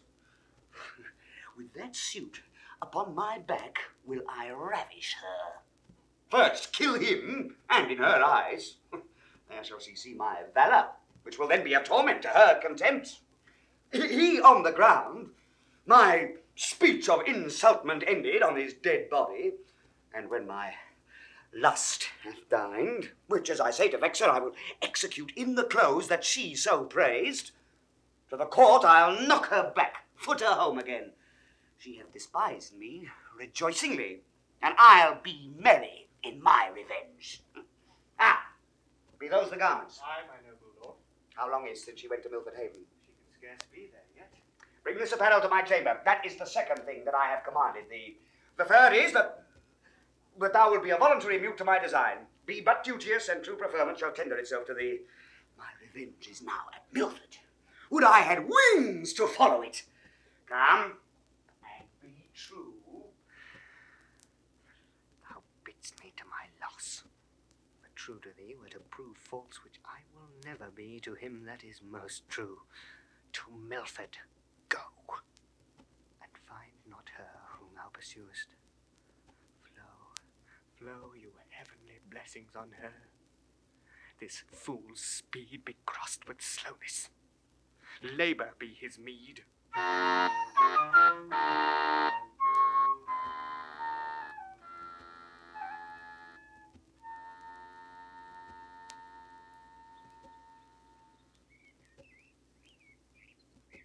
see a man's life is a tedious one. I've tired myself, and for 2 nights together I've made the ground my bed. I should be sick, but that my resolution helps me. Milford, when from the mountain top Pisanio showed thee thou wast within a ken. Oh, Jove, I think foundations fly the wretched. Such I mean where they should be relieved. 2 beggars told me I could not miss my way. Will poor folks lie that have afflictions on them, knowing 'tis a punishment or trial? Yes. No wonder when rich ones scarce tell true. To lapse in fullness is sorer than to lie for need, and falseness is worse in kings than beggars. My dear Lord, thou art one of the false ones. Now I think on thee, my hunger's gone, but even before I was at point to sink for food. But what is this? Here is a path to it.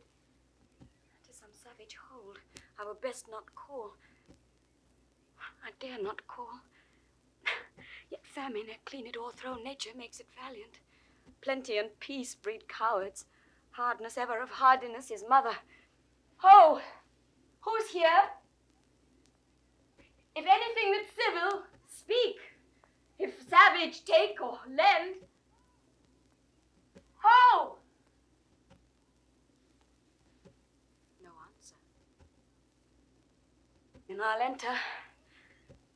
Best draw my sword, and if mine enemy but fear the sword like me, he'll scarcely look on't. Oh, such a foe! Good heavens!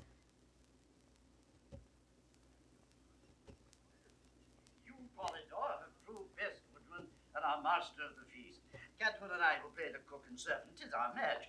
The sweat of industry would dry and die, but for the end it works too. Come, our stomachs will make what's homely savoury. Weariness can snore upon the flint when rest is sloth finds the down pillow hard. Now, peace be here, poor house that keeps thyself. I am thoroughly weary. I am weak with toil, yet strong in appetite. There is cold meat in the cave. We'll browse on that whilst what we have killed be cooked. Stay, come not in. But that it eats our victuals, I should think here were a fairy. What's the matter, sir? By Jupiter, an angel, or if not an earthly paragon. Behold, divineness no elder than a boy. Good masters, harm me not. Before I entered here, I called and thought to have begged or bought what I have took. Good troth, I've stolen naught, nor would not, though I had found gold strewed to the floor. Here's money for my meat. I would have left it on the board so soon as I had made my meal and parted with prayers for the provider. Money, youth. All gold and silver rather turned to dirt. There's no better, reckon, but of those who worship dirty gods. I see you're angry. No, if you killed me for my fault, I should have died had I not made it. Whither bound? To Milford Haven. What's your name? Fidelis. I have a kinsman who is bound for Italy. He embarked at Milford, to whom being gone, almost spent with hunger, I'm fallen on this offence. Prithee, fair youth, think us no churls, nor measure our good minds by this rude place we live in. Well encountered. 'Tis almost night. You shall have better cheer ere you depart, and thanks to stay and eat it. Boys, bid him welcome. Were you a woman, youth, I should woo hard, but be your groom in honesty. I bid for you as I'd buy. I'll make my comfort he is a man. I'll love him as my brother, and such a welcome as I'd give to him after long absence, such is yours. Most welcome. Be sprightly, for you fall amongst friends. Amongst friends? If brothers. Would it had been so that they had been my father's sons. Then had my prize been less, and so more equal ballasting to thee, Posthumous. He rings at some distress. Would I could free it. Or I, whate'er it be, what pain it cost, what danger. Gods. Great men that had a court no bigger than this cave, that did attend themselves and had the virtue which their own conscience sealed them, laying by that nothing gift of differing multitudes could not outpeer these twain. Pardon me, gods, I'd change my sex to be companion with them since Leonatus false. Chance. Boys, we'll go dress our hunt. Fair youth, come in. Discourse is heavy fasting. When we have supped, we'll mannerly demand thee of thy story, so far as thou wilt speak it. Pray, draw near. The night to the owl and morn to the lark, less welcome. Thanks, sir. I pray, draw near.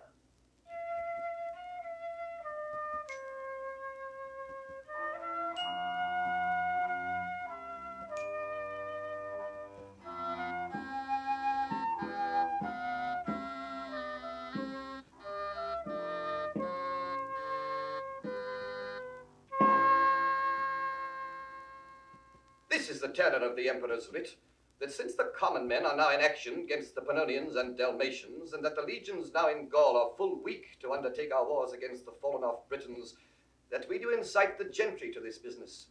He creates Lucius proconsul, and you the tribunes for this immediate levy. He commands his absolute commission. Long live Caesar. Is Lucius general of the forces? Aye. Remaining now in Gallia? With those legions which I have spoke of, whereunto your levy must be suppliant. The words of your commission will tie you to the numbers and the time of their dispatch. We will discharge our duty.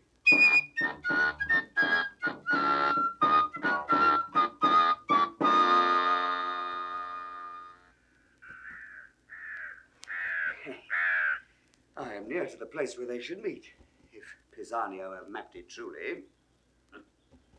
How fit his garments serve me. Why should his mistress, who was made by him that made the tailor, not be fit too? The rather, saving reverence of the word, for 'tis said a woman's fitness comes by fits. Therein I must play the workman. Now, I dare speak it to myself, for 'tis not vainglory for a man in his class to confer in his own chamber. Well, I mean, the lines of my body are as well drawn as his, no less young, more strong, not beneath him in fortunes, beyond him in the advantage of the time, above him in birth, alike conversant in general services, and more remarkable in single oppositions. Yet this imperseverant thing loves him in my despite. What mortality is. Posthumous, thy head, which now is growing upon thy shoulders, shall within this hour be off, thy mistress enforced, thy garments cut to pieces before thy face, and all this done, spurn her home to her father, who may haply be a little angry for my so rough usage, but my mother, having power of his testiness, shall turn all to my commendations. My horse is tied up safe, out sword, and to a sore purpose. Fortune put them into my hand. This is the very description of their meeting place, and the fellow dares not deceive me.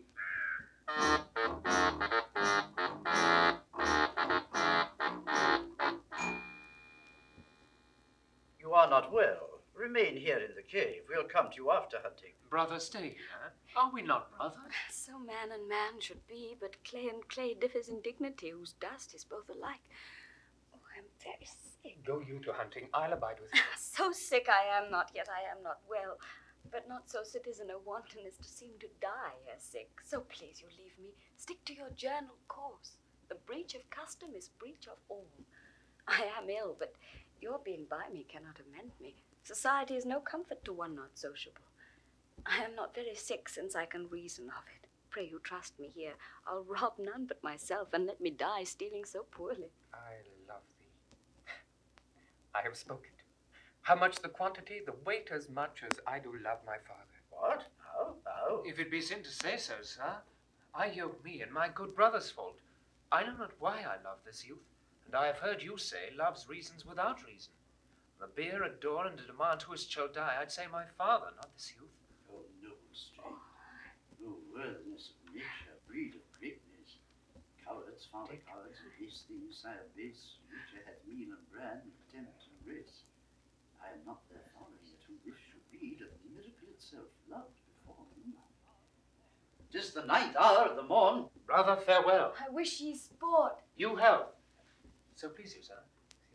These are kind creatures. Gods, what lies I have heard.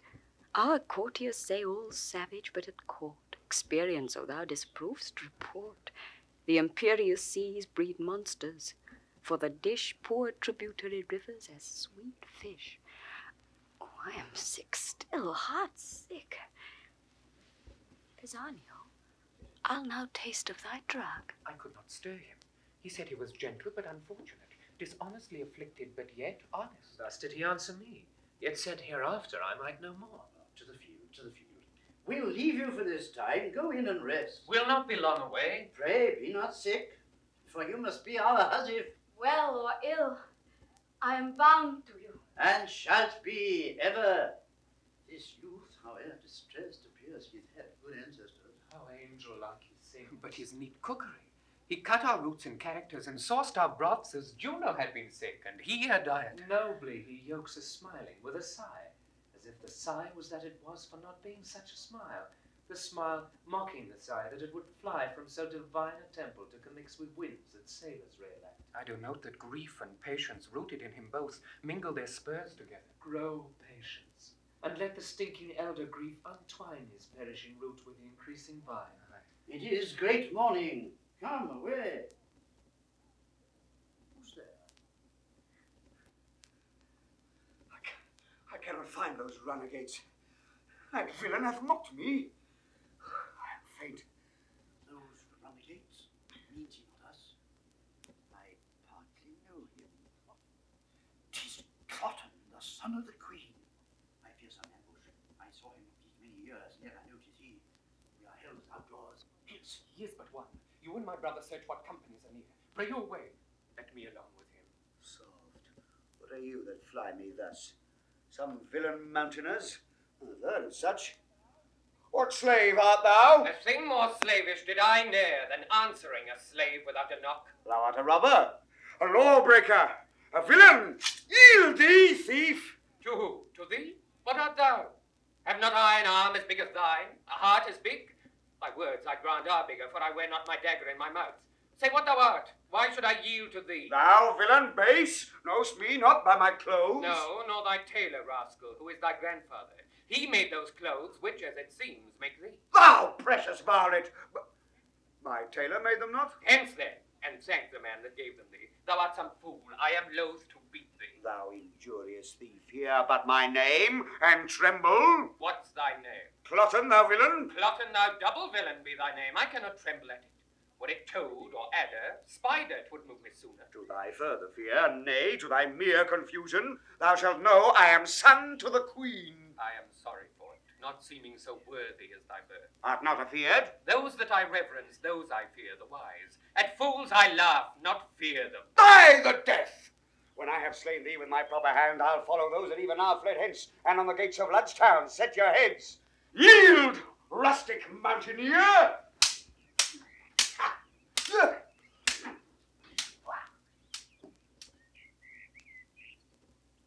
companies abroad. Not in the world. You did mistake him, sure. I cannot tell. Long is it since I saw him, but time had nothing blurred those lines of favour which then he wore, snatches in his voice and bursts of speaking were as his. I am absolute. 'Twas very Cloten. In this place we left them. I wish my brother made good time with him. You say he's so fell. Being scarce made up, I mean, to man, he had not apprehension of roaring terrors. But effective judgment is off the cease of fear. The sea, thy brother. This Cloten was a fool, an empty purse. There was no money in it. Not Hercules could have knocked out his brains, for he had none. Yet I not doing this, the fool had borne my head as I do his. What hast thou done? I am perfect what? Cut off one Cloten's head, son to the queen, after his own report, who called me traitor, mountaineer, and swore with his own single hand he'd take us in, displace our heads, where, thank the gods, they grow, and set them on Lud's town. We are all undone. Why, worthy father, what have we to lose, but that he swore to take our lives? The law protects not us, then why should we be tender to let an arrogant piece of flesh threat us, play judge and executioner all himself? For we do fear the law. What company discovered you abroad? No single soul can we set eye on. But in all safe reason he must have some attendance. Though his humour was nothing but mutation, aye, and that from one bad thing to worse, not frenzy, not absolute madness could so far have raved to bring him here alone. Although perhaps it may be heard at court that such as we gave here, hunt here, are outlaws, and in time may make some stronger head, the which he hearing, as it is like him, might break out and swear he'd fetch us in. Yet is't not probable to come alone, either he so undertaking or they so suffering. Then on good ground we fear, if we do fear, this body hath a tail more perilous than the head. Let ordinance come as the gods foresaid. Howsoe'er, my brother hath done well. I had no mind to hunt this day. The boy Fidelius' sickness did make my way long forth. With his own sword, which he did wave against my throat, I obtained his head from him. I'll throw it into the creek behind our rock, and let it to the sea, and tell the fishes he's the queen's son Cloten. That's all I reck. I fear 'twill be revenged. Would, Polydore, thou hadst not done't. The valour becomes thee well enough. Would I had done't, so the revenge alone pursued me. Polydore, I love thee brotherly, but envy much thou hast robbed me of this deed. I would revenges that possible strength might meet, would seek us through, and put us to our answer. Well, 'tis done. We'll hunt no more today, nor seek for danger where there's no profit. I prithee to our rock, you and Fidelia play the cooks. I'll stay till hasty Polydore return, and bring him to dinner presently. Poor sick Fidelia, I'll willingly to him. To gain his colour, I'd let a parish of such Cloten's blood, and praise myself for charity. O thou goddess, thou, divine nature, thou thyself, thou blazon'st in these two princely boys. They are as gentle as zephyrs blowing below the violet, not wagging his sweet head, and yet as rough, their royal blood enchafed, as the rudest wind that by the top doth take the mountain pine and make him stoop to the vale. 'Tis wonder that an invisible instinct should frame them to royalty unlearned, honour untaught, civility not seen from other, valour that wildly grows in them but yields a crop as if it had been sowed. Yet still it's strange what Cloten's being here to us portends, or what his death will bring us. Where's my brother? I have sent Cloten's clotpole down the stream in embassy to his mother, his body's hostage for his return. My ingenious instrument. Hark, Polydore, it sounds. But what occasion hath Cadwal now to give it motion? Hark. Is he at home? He went hence even now. What does he mean? Since death of my dearest mother, he did not speak before. All solemn things should answer solemn accidents. The matter? Triumphs for nothing and lamenting toys is jollity for apes and grief for boys. Is Cadwal mad? Look, here he comes, and brings the dire occasion in his arms of what we blame him for. The bird is dead that we have made so much on. I had rather have skipped from 16 years of age to 60, to have turned my leaping time into a crutch than seen this. Oh, sweetest, fairest lily, my brother wears thee not the one half so well as when thou growest thyself. O melancholy, whoever yet could sound thy bottom, find the ooze to show what coast thy sluggish career mightst easiest harbour in. Thou blessed thing, Jove knows what man thou mightst have made, but thou diedst a most rare boy of melancholy. How found you him? Stark as you see, thus smiling, as some fly had tickled slumber, not as death's dart being laughed at, his right cheek reposing on a cushion. Where? On the floor, his arms thus lead. I thought he slept, and put my clouted brogues from off my feet, whose rudeness answered my steps too loud. Why he but sleeps. If he be gone, he'll make his grave a bed. With female fairies will his tomb be haunted, and worms will not come to thee. With fairest flowers whilst summer lasts, and I live here fidelly, I'll sweeten thy sad grave. Thou shalt not lack the flower that's like thy face, pale primrose, nor the azured harebell like thy veins, no, nor the leaf of eglantine, whom not to slander outsweeten not thy breath.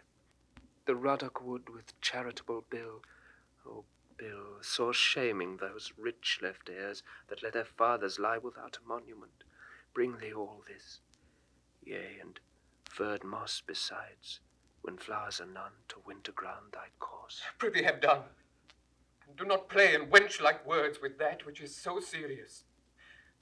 Let us bury him, not protract with admiration what is now due debt, to the grave. Say, where shalt lay him?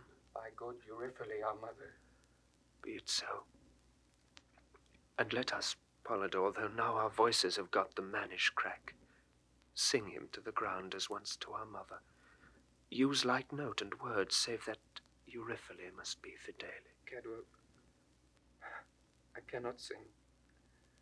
I'll weep and word it with thee, for notes of sorrow out of tune are worse than priests and fanes that lie. We'll speak it then. Great griefs I see, medicine the less, for Cloten is quite forgot.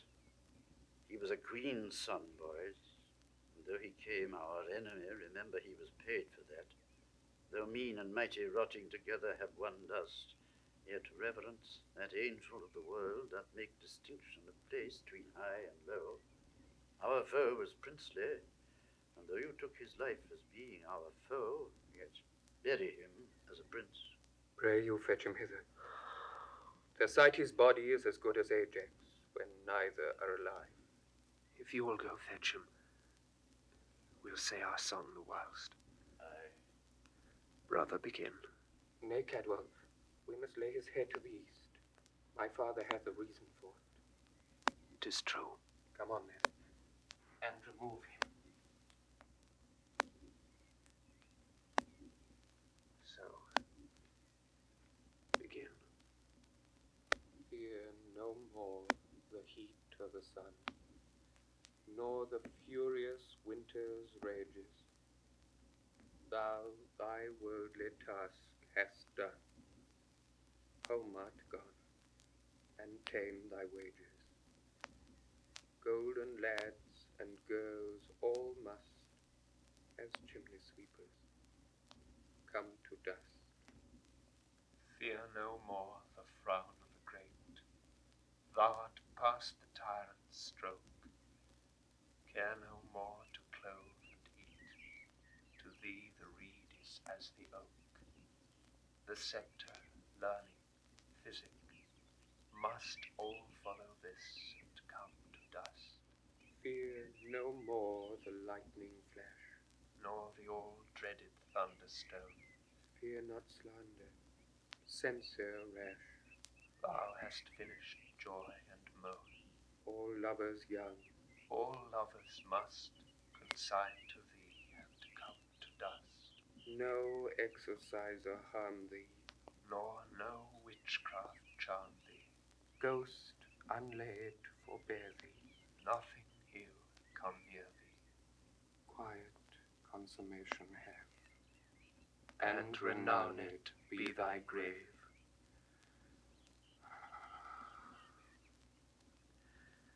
We have done our obsequies. Come, lay him down. Here's a few flowers, but about midnight more. The herbs that have on them cold dew of the night are streams fixed for graves. Upon their faces, you were as flowers, now withered. Even so, these herblet shall, which we upon you strew. Come on, away, apart upon our knees. The ground that gave them first has them again.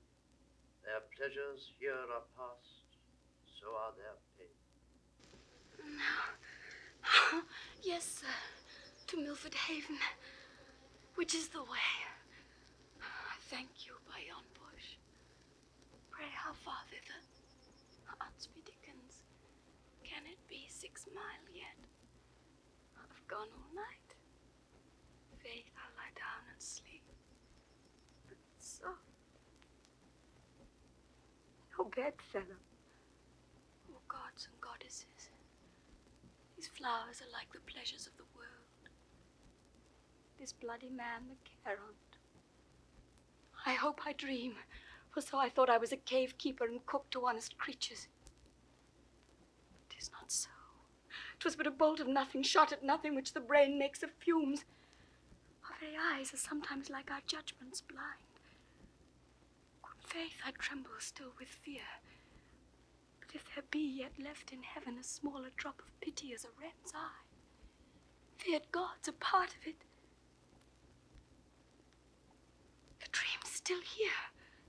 Even when I wake, it is without me, as within me, not imagined. Felt. A headless man.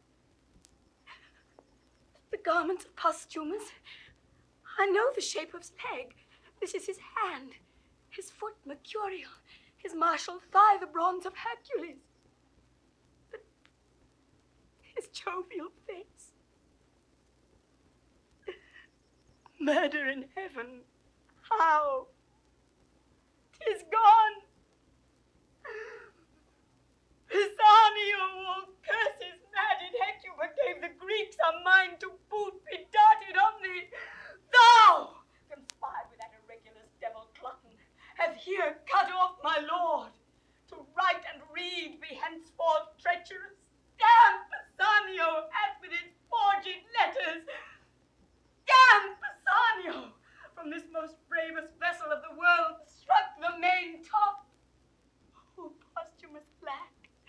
Where is thy head? Where's that? Ami, where's that?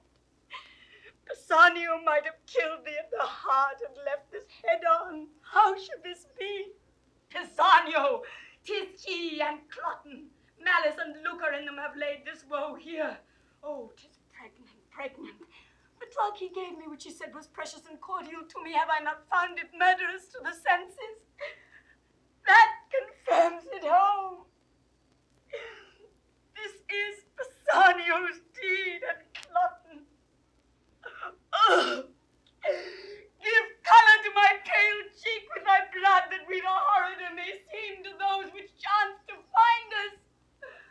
Oh, my lord! My lord! Then the legions garrisoned in Gallia after you will have crossed the sea, attending you here at Milford Haven with your ships. They're here in readiness. But what from Rome? The Senate hath stirred up the confiners and gentlemen of Italy, most willing spirits that promise noble service. And they come under the conduct of bold Iachimo, Siena's brother. When expect you them? With the next benefit of the wind. This forwardness makes our hopes fair. Command our present numbers be mustered. Bid the captains look to it.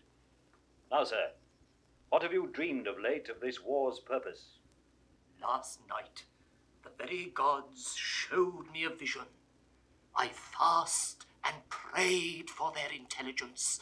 Thus, I saw Jove's bird, the Roman eagle, winged from the spongy south to this part of the west, there vanished in the sunbeams, which portends, unless my sins abuse my divination, success to the Roman host. Dream often so, and never false.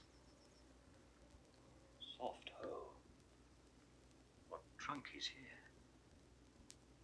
Without his top. The ruin speaks that sometime it was a worthy building. How?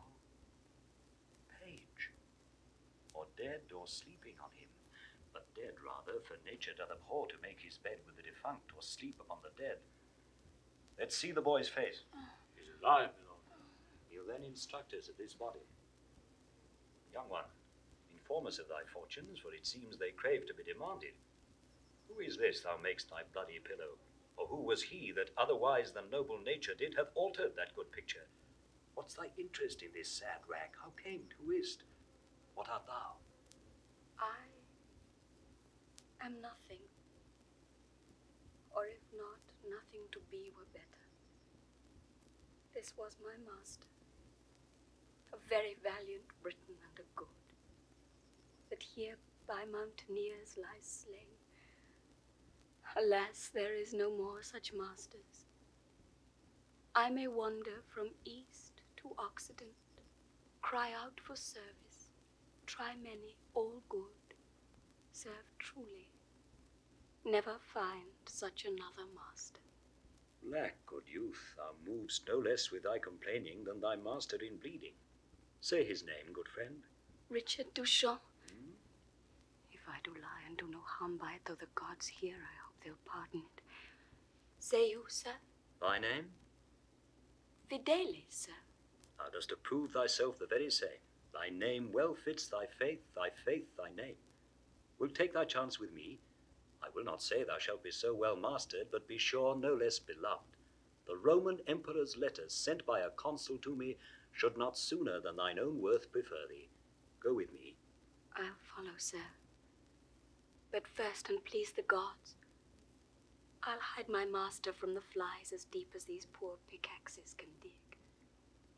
And when with wild wood leaves and weeds I've strewed his grave, and on it said a century of prayers such as I can, twice all, I'll weep and sigh, and leaving so his service, follow you.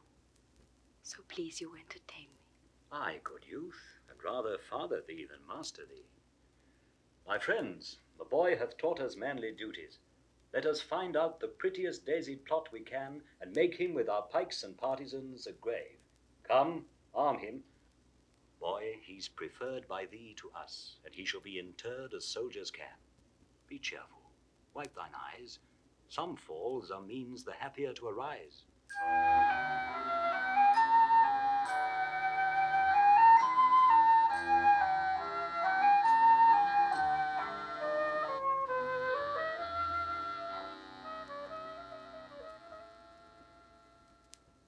again and bring me word how 'tis with her. A fever with the absence of her son, a madness of which her life's in danger.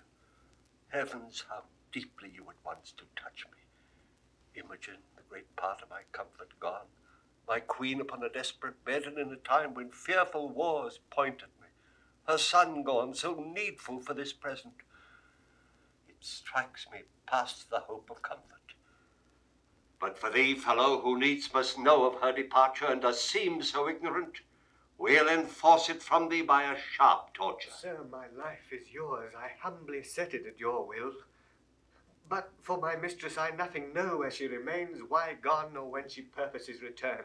Beseech your highness, hold me your loyal servant. Good, my liege, the day that she was missing he was here. I dare be bound he's true, and shall perform all parts of his subjection loyally. For Cloten there wants no diligence in seeking him, and will no doubt be found. The time is troublesome. We'll slip you for a season, but our jealousy does yet depend. So please your majesty, the Roman legions all from Gallia drawn are landed on your coast with a supply of Roman gentlemen by the Senate sent. Now for the counsel of my son and queen. I am amazed with matter. Good my liege, your preparation can affront no less than what you hear of. Come more, for more you're ready. The want is but to put those powers in motion that long to move. I thank you. Let's withdraw and meet the time as it seeks us. We fear not what can from Italy annoy us, but we grieve at chances here. Away. I had no letter from my master since I wrote him Imogen was slain. What is strange, nor hear I from my mistress, who did promise to yield me often tidings. Neither know I what is betide to Cloten, but remain perplexed in all. Ah, the heavens still must work. Wherein I'm false, I am honest, not true to be true. These the present wars shall find I love my country, even to the note of the king, or I'll fall in them. All other doubts, by time, let them be cleared. Fortune brings in some boats that are not steered.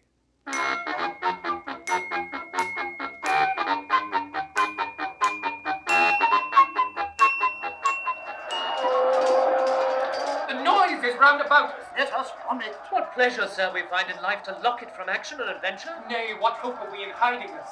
This way the Romans must, or for Britain slay us or receive us for barbarous and unnatural revolts during their use, and slay us after. Sons, we'll hire to the mountains, there secure us. To the king's party there's no going.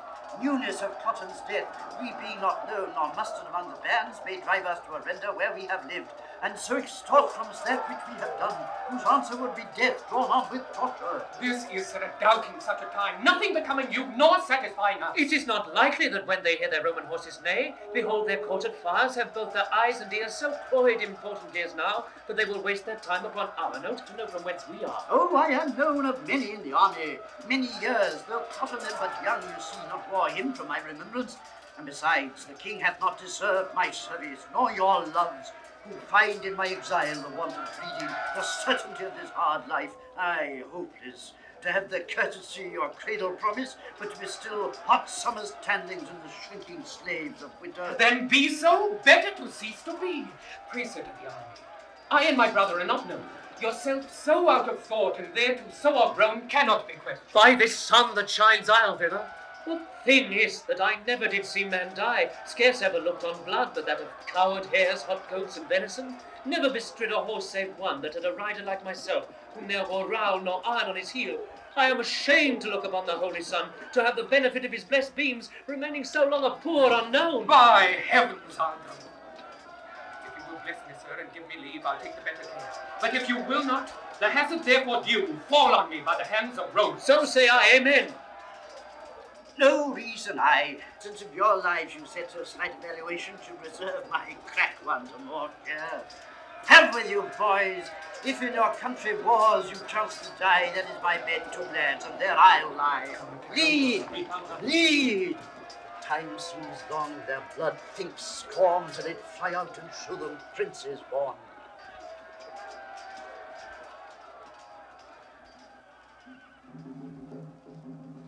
Yea, bloody cloth, I'll keep thee, for I wish thou shouldst become it thus. You you married ones, if each of you should take this course, how many must murder wives much better than themselves for rhyme but a little? Oh, Pisanio, every good servant does not all commands no bond but to do just ones. Gods, if you should obtain vengeance on my faults, I never had lived to put on this. So had you saved the noble Imogen to repent and struck me, wretch, more worth your vengeance. But alack, you snatch some hence for little faults. That's love to have them fall no more. You sum them into second ills, with ills each elder worse, and make them dreaded to the doer's thrift. But Imogen is your own. Do your best wills, and make me blessed to obey. I am brought hither among the Italian gentry, and to fight against my lady's kingdom. 'Tis enough that Britain I have killed thy mistress. Peace, I'll give no wound to thee. Therefore, good heavens, hear patiently my purpose. I'll disrobe me of these Italian weeds and suit myself as does a Briton peasant. So I'll fight against the part I come with. So I'll die for thee, O Imogen, even for whom my life is every breath of death. And thus, unknown, pitied nor hated, to the face of peril myself I'll dedicate. Let me make men no more valor in me than my habits show. Gods, put the strength of the Leonati in me. To shame the guise of the world, I will begin. Fashion less without and more within.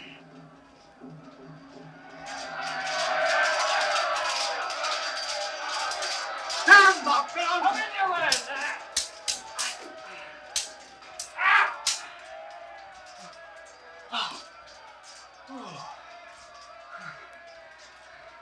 The heaviness and guilt within my bosom takes off my manhood. They belie the lady, the princess of this country, and the heir on't revengingly enfeebles me. Or could this Karl, a very drudge of nature, have subdued me in my profession? Knighthoods and honours born, as I wear mine, the titles but of scorn. If that thy gentry, Britain, go before this lout, as he exceeds our lords, the odds is, with we scarce are men, you are gods.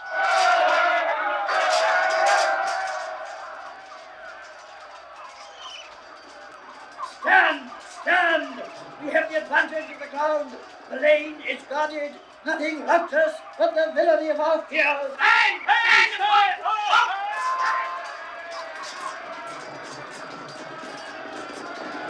Away, boy, from the troops and save thyself.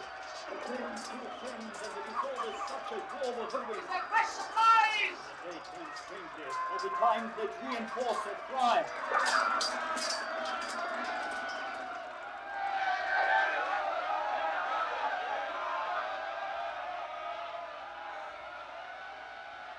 Camest thou from where they made the stand? I did. Though you, it seems, come from the flyers. I did. No blame be to you, sir, for all was lost, but that the heavens fought. The king himself of his wings destitute, the army broken, and but the backs of Britain seen, all flying through a straight lane. The enemy full-hearted, lolling the tongue with slaughtering. Having work more plentiful than tools to do it, struck down some mortally, some slightly touched, some falling merely through fear. That the straight pass was damned with dead men hurt behind, and cowards living to die with lengthened chain. Well, what's this name? Close by the battle, ditched and walled with turf, which gave advantage to an ancient soldier, an honest one, I warrant, who deserved so long a breeding as his white beard came to in doing this for his country. Athwart the lane, he with two striplings, lads more like to run the country based than to commit such slaughter, with faces fit for masks, or rather fairer than those for preservation cased or shame, made good the passage, cried to those that fled, our Britons' hearts die flying, not our men. To darkness fleet souls that fly backward, stand! Or we are Romans, and will give you that like beasts which you shun beastly. I may say, but to look back in frown, stand, stand!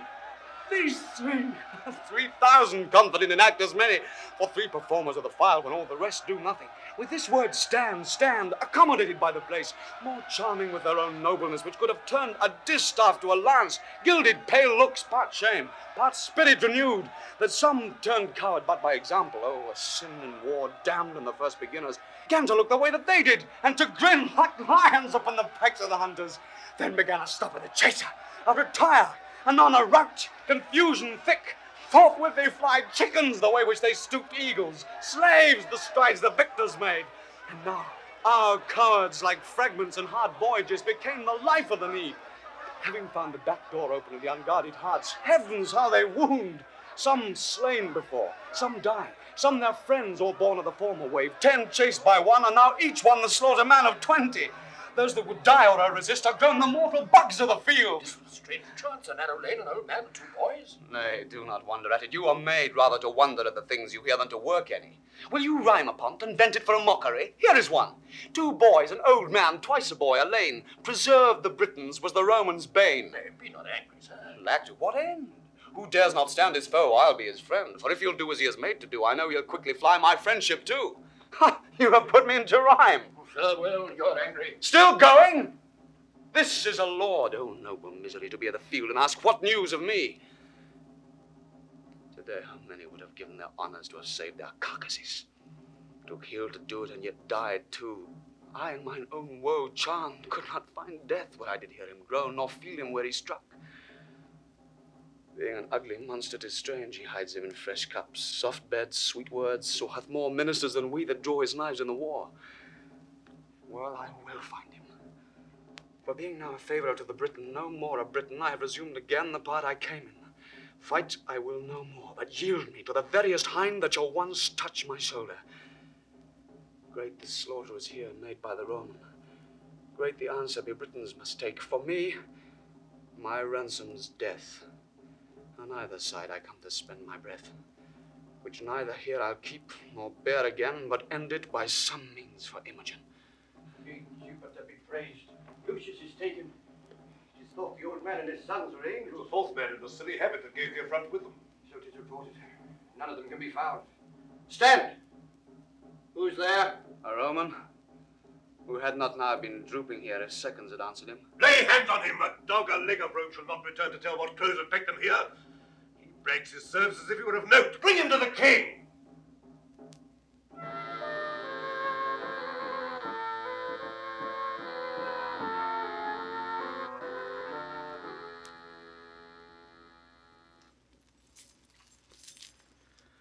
You shall not now be stolen.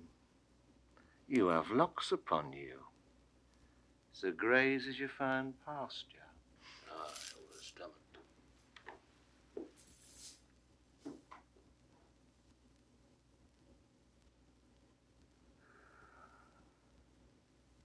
Most welcome bondage. For thou art a way, I think, to liberty. Yet am I better than one that's sick of the gods, and see it rather grown so in perpetuity than be cured by the sure physician, death, who is the key to unbar these locks. My conscience, thou art fettered more than my shanks and wrists. You good gods, give me the penitent instrument to pick that bolt, then free forever. Is it enough? I am sorry.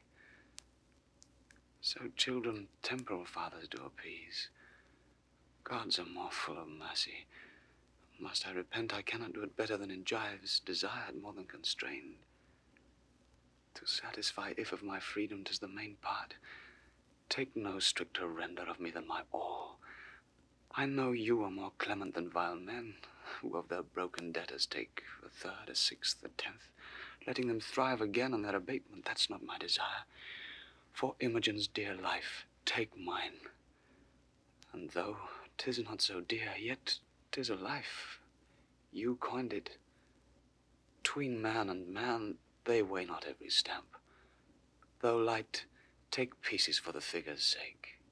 You rather mine, being yours. And so, great powers, if you will take this audit, take this life, and cancel these cold bonds. Oh, Imogen, I'll speak to thee in silence.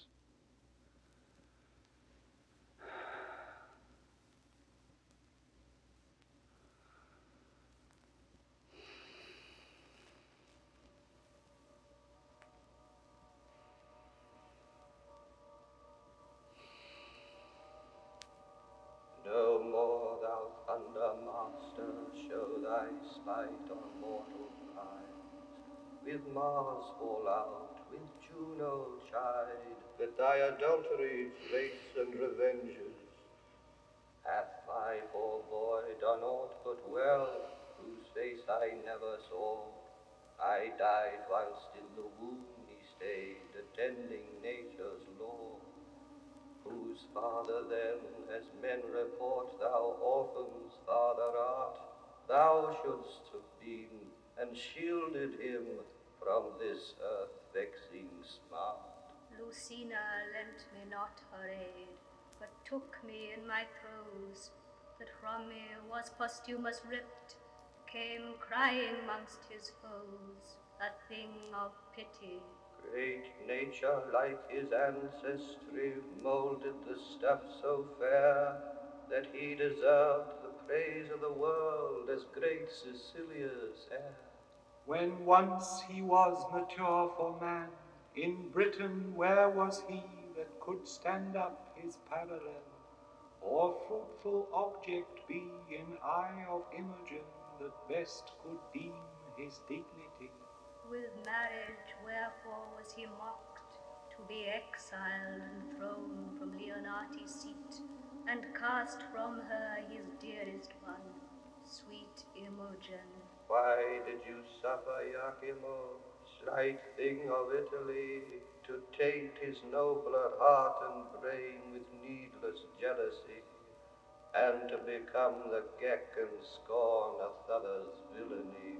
For this from stiller seats we came, our parents and us twain, that striking in our country's cause, fell bravely and were slain. Our fealty and tenantious right, with honour to maintain. Like hardened Posthumous hath to Cymbeline performed, then Jupiter, the king of gods, why hast thou thus adjourned the graces for his merits due, being all to dollars turned? My crystal window, hope, look out, no longer exercise upon a valiant race thy harsh and potent injuries. Since Jupiter our son is good, take off his miseries. Peep through thy marble mansion, hell, or we poor ghosts will cry to the shining sinners of the rest against thy deity.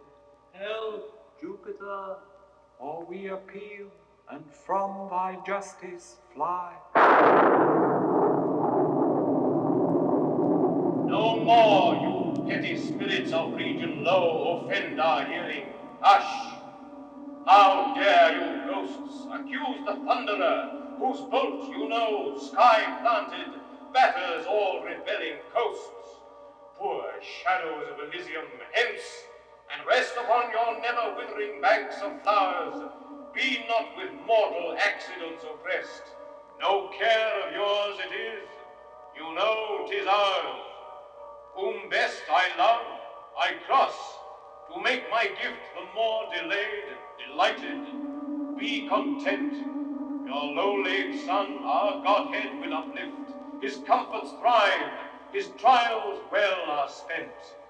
Our jovial star reigned at his birth, and in our temple was he married.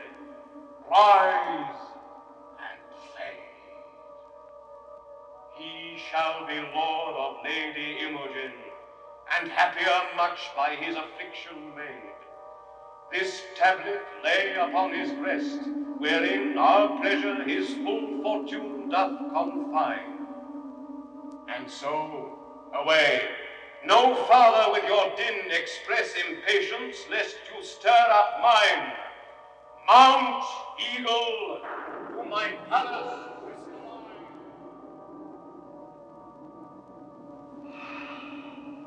Came in thunder, his celestial breath was sulphurous to smell.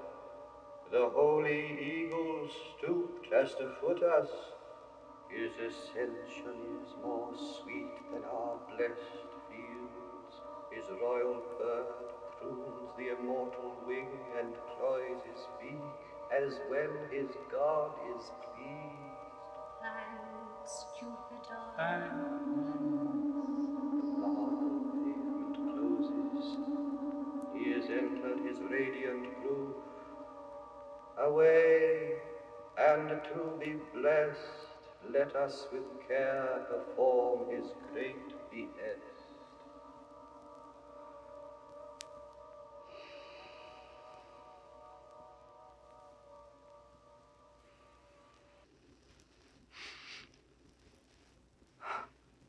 sleep. Thou hast been a grandsire and begot a father to me. Thou hast created a mother and 2 brothers. But oh, scorn, gone they went hence as soon as they were born, and so I am awake. Poor wretches that depend on greatness' favor. Dream as I have done, wake and find nothing. But alas, I swerve, many dream not to find, neither deserve, and yet are steeped in favors. So am I that have this golden chance, and know not why. What fairies haunt this ground, a book? O rare one, be not, as is our fangled world, a garment nobler than that it covers. Let thy effects so follow to be most unlike our courtiers, as good as promise. When as a lion's whelp shall to himself unknown, without seeking, find and be embraced by a piece of tender air, and when from a stately cedar shall be lopped branches, which being dead many years shall after revive, be jointed to the old stock, and freshly grow, then shall Posthumous end his miseries, Britain be fortunate and flourish in peace and plenty. Or is this still a dream?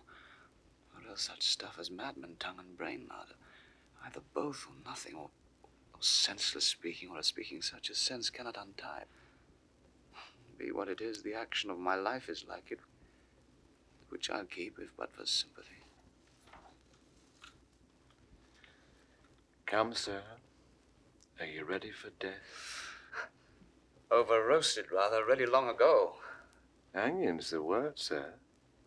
You should be ready for that. You're well cooked. So, if I prove a good repast to the spectators, the dish pays the shot. A heavy reckoning for you, sir. But the comfort is you should be called to no more payments. Fear no more tavern bells, which are often the sadness of parting as the procuring of mirth. You come in faint for want of meat, depart reeling with too much drink. Sorry that you paid too much, and sorry that you were paid too much. Purse and brain both empty. The brain the heavier for being too light, the purse too light being drawn of heaviness. Oh, this contradiction you shall now be quit. All the charity of a penny cord. It sums up thousands in a trice. You know true debitor and creditor, but it. Oh, what's past is and to come the discharge. Your next, sir, is pen, book, and counters. So the acquittance follows. I am merrier to die than thou art to live. Indeed, sir, he that sleeps feels not the toothache. But a man that would asleep your sleep, and a hangman to help him to his bed, I think he'd change places with his officer. But look you, sir, you know not which way you shall go. Oh, yes, indeed do I, fellow. Well, your death has eyes in his head, then. I've not seen him so pictured. You must either be directed by some that take upon him to know, or to take upon yourself that which I'm sure you do not know, or jump the after inquiry on your own peril. And now you shall speed in your journey's end. I think you'll never return to tell one. I tell thee, fellow, there are none want eyes to direct them the way I am going. Such as Winkin will not use them. Well, an infinity mock is this, that a man should have the best use of his eyes to see the way of blindness. I'm sure hanging's the way of Winkin. Knock off his manacles. Bring your prisoner to the king. Thou bringst good news. I am called to be made free. I'll be hanged, then. Thou shalt be then freer than a jailer. No bolts for the dead. Unless a man had marry a gallows and beget young gibbets, I never saw one so prone. Yet on my conscience there are very knaves desire to live, for all he be a Roman. And there be some of them, too, that die against their wills. So should I, if I were one. I would we're all of one mind, and one mind good, Ah, there were desolation of jailers and galleases. I speak against my present profit, but my wish hath a preferment in.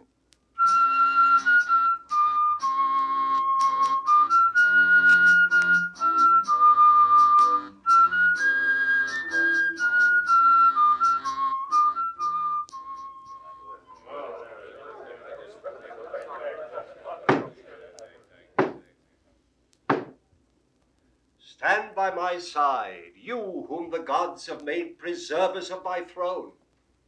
Woe is my heart that the poor soldier that so richly fought, whose rags shamed gilded arms, whose naked breast tipped before targs of proof, cannot be found. Ye shall be happy that can find him, if our grace can make him so. I never saw such noble fury in so poor a thing, such precious deeds in one that promised naught but beggary and poor looks. No tidings of him? He hath been searched among the dead and living, but no trace of him. To my grief I am the heir of his reward, which I will add to you, the liver, heart, and brain of Britain, by whom I grant she lives. It is now the time to ask of whence you are. Report it.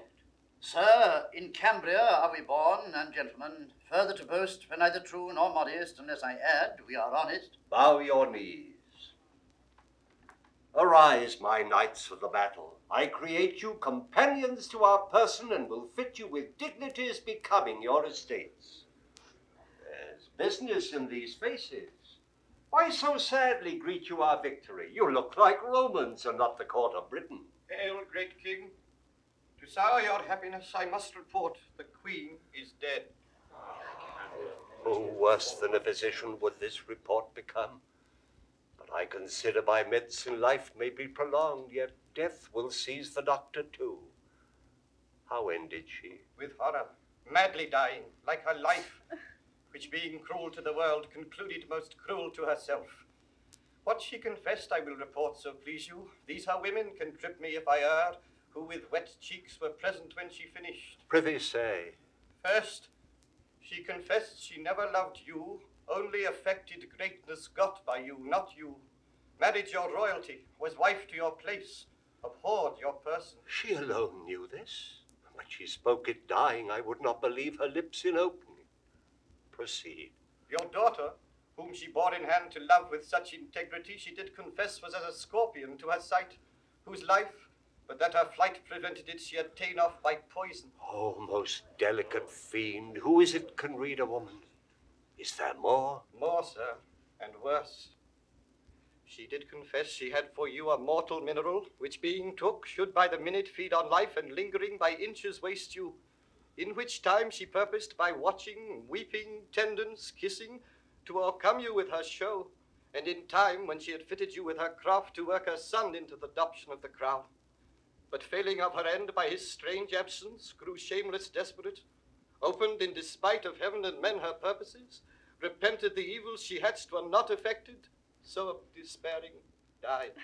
Heard you all this, her women? We did, so please your highness. Mine eyes were not in fault, for she was beautiful. Mine ears that heard her flattery, nor my heart that thought her like her seeming. It had been vicious to have mistrusted her. Yet, oh my daughter, that it was folly in me, thou mayst say, and prove it in thy feeling.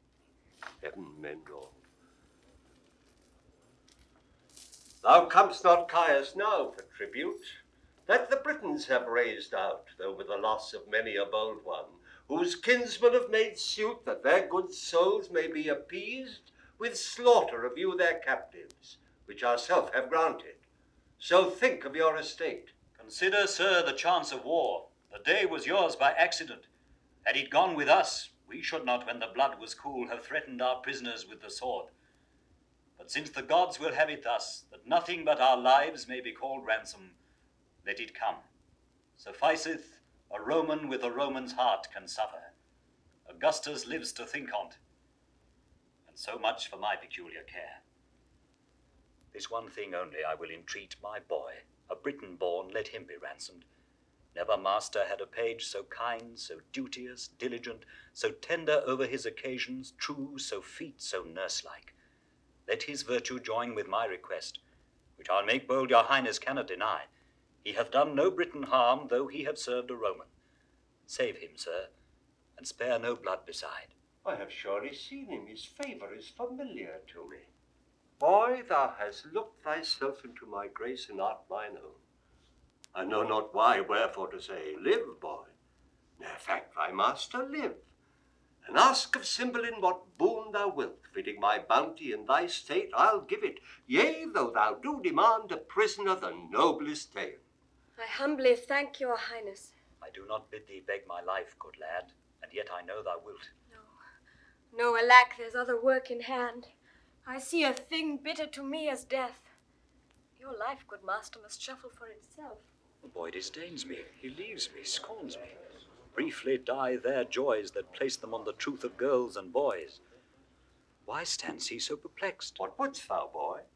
I love thee more and more. Think more and more what's best to ask. Knows him thou look'st on? Speak, we'll have him live.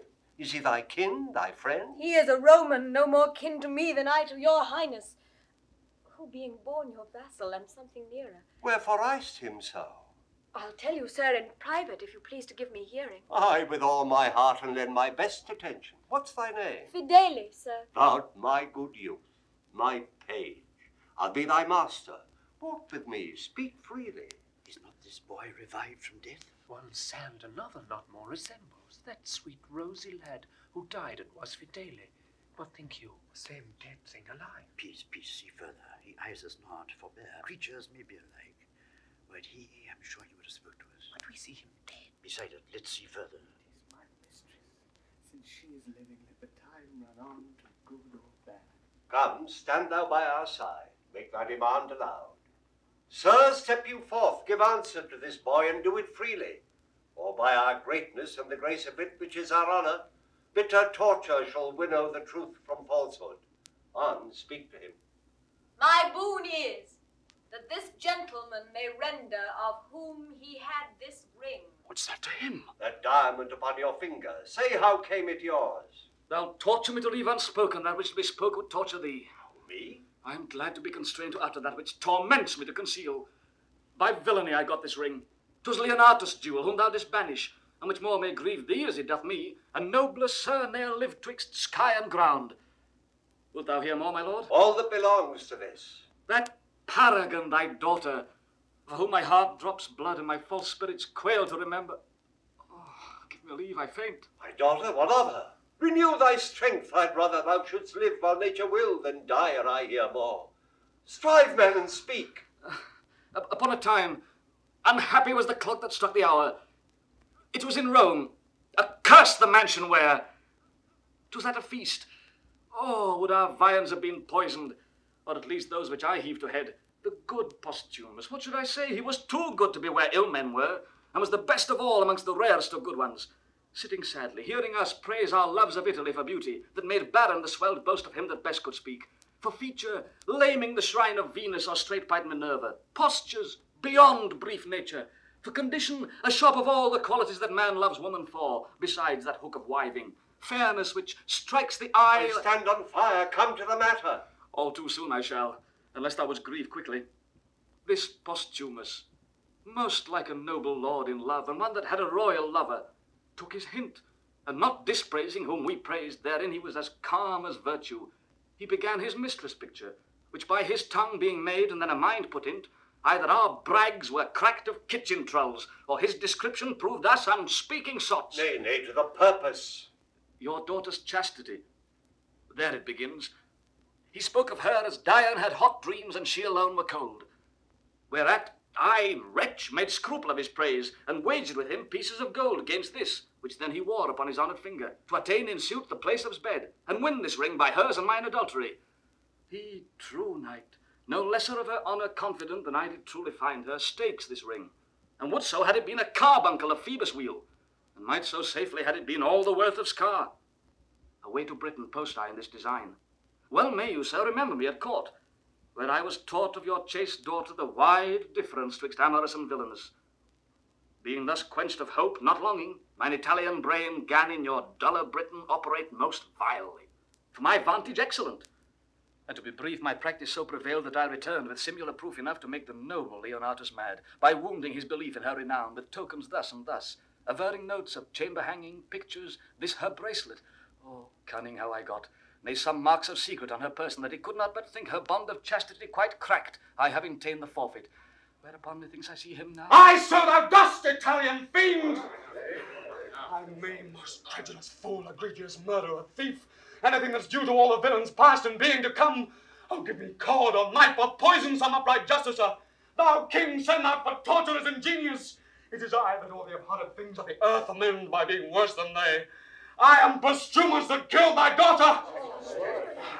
Villain like I lie, that caused a lesser villain than myself, a sacrilegious thief, to do it.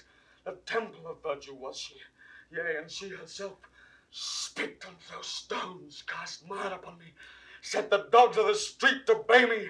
Every villain be called Posthumous Leonatus, and be villainy less than 'twas. Oh, Imogen, my queen, my life, my wife. Oh, Imogen, Imogen, Imogen. Peace, my lord. Here, here. Shalt have a play of this, thou scornful page. Ah, gentlemen, help! Mine and your mistress. Oh, my lord Posthumous, you ne'er killed Imogen till now. Help! Help! Mine honoured lady. Well, come round. How comes these staggers on? Wake, my mistress. If this be so, the gods do mean to strike me to death with mortal joy. How fares my mistress? Get thee from my sight, thou gavest me poison. Dangerous fellow, hence breathe not where princes are. The tune of Imogen. Lady, the gods throw stones of sulphur on me if that box I gave you was not thought by me a precious thing. I had it from the queen. You matter still? It poisoned me. Oh, gods! I left out one thing which the queen confessed, which must approve thee honest.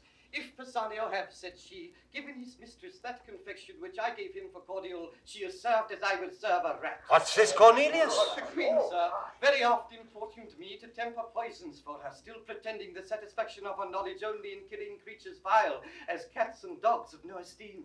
I, dreading that her purpose was of more danger, did compound for her a certain stuff, which being ta'en would cease the present power of life, but in short time all offices of nature should again do their due functions.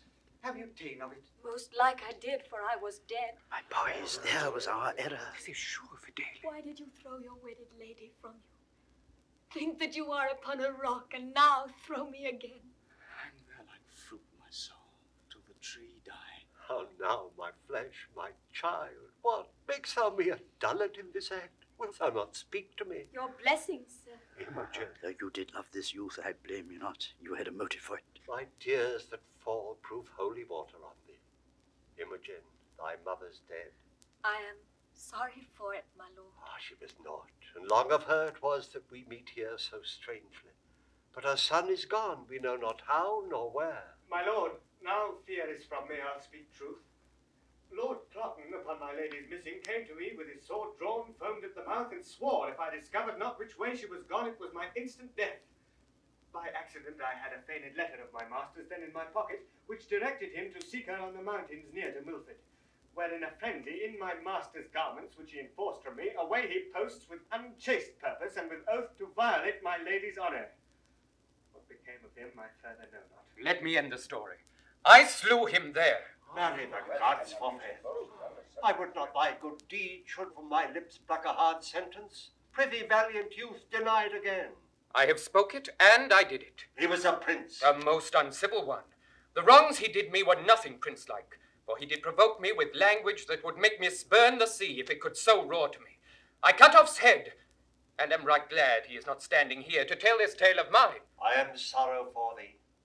By thine own tongue thou art condemned and must endure our law. Thou art dead. That headless man I thought had been my lord. Bind the offender and take him from our presence. Stay, Sir King. This man is better than the man he slew, as well descended as thyself, and hath more of thee merited than a band of Clotens had ever scar for. Let his arms alone, they were not born for bondage. Why, old soldier, wilt thou undo the worth thou art unpaid for by tasting of our wrath? How of descent as good as we? In that he spoke too far. And I shall die for it. We will die all three, but I will prove that tuons are as good as I've given out him. My sons, I must for mine own part unfold a dangerous speech, though haply well for you. Your danger's ours. And our good his. Have at it then, by leave. Thou hadst, great king, a subject who was called Belarius. What of him? He is a banished traitor. He it is that hath assumed this age. Indeed, a banished man, I know not how, a traitor. Take him hence, the whole world shall not save him. Not too hot. First pay me for the nursing of thy sons, and let it be confiscate all so soon as I have received it. Nursing of my sons? I am too blunt and saucy. Here's my knee. Ere I arise, I will prefer my sons. Then spare not the old father. Mighty sir, these two young gentlemen that call me father and think they are my sons are none of mine. They are the issue of your loins, my liege, and blood of your begetting. So sure as you, your fathers. I, old Morgan, and that Belarius whom you sometime banished. Your pleasure was my near offence, my punishment itself, and all my treason. That I suffered was all the harm I did. These gentle princes, for such and so they are, these 20 years have I trained up, those arts they have as I could put into them. My breeding was, so as your highness knows. Their nurse Euryphile, whom for the theft I wedded, stole these children upon my banishment. I moved her to't, having received the punishment before for that which I did then. Beaten for loyalty excited me to treason. Their dear loss, the more of you 'twas felt, the more it shaped unto my end of stealing them. But, gracious sir, here are your sons again, and I must lose two of the sweetest companions in the world. The benediction of these covering heavens fall on their heads like dew, for they are worthy to inlay heaven with stars. Thou weepst and speakst. The service that you three have done is more unlike than this thou tellst. I lost my children. If these be they, I know not how to wish a pair of worthier sons. Be pleased a while. This gentleman whom I call Polydore, most worthy prince as yours, is true Guiderius. This gentleman, my Cadwal, Arviragus, your younger princely son. He, sir, was lapped in a most curious mantle, wrought by the hand of his queen mother, which for more probation I can with ease produce. Guiderius had upon his neck a mole, a sanguine star, it was a mark of wonder. That is he, who hath upon him still that natural stamp. It was wise nature's end in the donation to be his evidence now. Oh, what am I, a mother to the birth of three? No, mother, rejoice deliverance more. Blessed pray you be that after this strain starting from your orbs, you may reign in them now. O Imogen, thou hast lost by this a kingdom. No, my lord, I have got 2 worlds by it. Oh, my gentle brothers, have we thus met? Oh, never say hereafter, but I am truest speaker. You called me brother when I was but your sister. I you brothers when we were so indeed. Did you e'er meet? Aye, my good lord, and at first meeting loved. Continued so until we thought he died. By the queen's dram she swallowed. Oh, rare instinct. When shall I hear all through? This fierce abridgment hath to its circumstantial branches, which distinction should be rich in. Where, how lived you? And when came you to serve our Roman captive? How parted with your brother? How first met them? Why fled you from the court, and whither these? And your 3 motives to the battle with? Oh, with I know not how much more shall be demanded, and all the other by dependencies from chance to chance. But nor the time nor place will serve our long interrogatories. See, Posthumous anchors upon Imogen, and she, like harmless lightning, throws her eye on him, her brothers me, her master hitting each object with a joy. The counterchange is severally in all. Let's quit this ground and smoke the temple with our sacrifices. Thou art my brother, so we'll hold thee ever. You are my father too, and did relieve me to see this gracious season. All are joyed, save these in bonds. Let them be joyful too, for they shall taste our comfort. My good master, I will yet do you service. Happy be you. The forlorn soldier that so nobly fought, he would have well become this place and graced the thankings of a king. I am, sir, the soldier that did company these 3 in poor beseeming. 'Twas a fitment for the purpose I then followed. That I was he, speak Iachimo, I had you down and might have made you finish. I am down again. But now my heavy conscience sinks my knee as then your force did. Take that life, beseech you, which I so often owe. But your ring first. And here the bracelet of the truest princess that ever swore her faith. Kneel not to me. The power that I have on you is to spare you. The malice towards you, to forgive you, live, and deal with others better. Nobly doomed. We'll learn our freeness of a son-in-law. Pardon's the word to all. You hold us, sir, as you did mean indeed to be our brother. Joyed are we that you are. Your servant, princes. Good my lord of Rome, call forth your soothsayer. As I slept, methought great Jupiter upon his eagle back appeared to me, with other sprightly shows of mine own kindred. When I waked, I found this label on my bosom, whose containing is so from sense and hardness that I can make no collection of it. Let him show his skill in the construction. Philomenus, here, my good lord, read and declare the meaning. When, as a lion's whelp, shall to himself unknown, without seeking, find, and be embraced by a piece of tender air, and when from a stately cedar shall be lopped branches, which being dead many years shall after revive, be jointed to the old stock and freshly grow, then shall Posthumous end his miseries, Britain be fortunate, and flourish in peace and plenty. Thou, Leonatus, art the lion's whelp. The fit and apt construction of thy name, being Leonatus, doth import so much.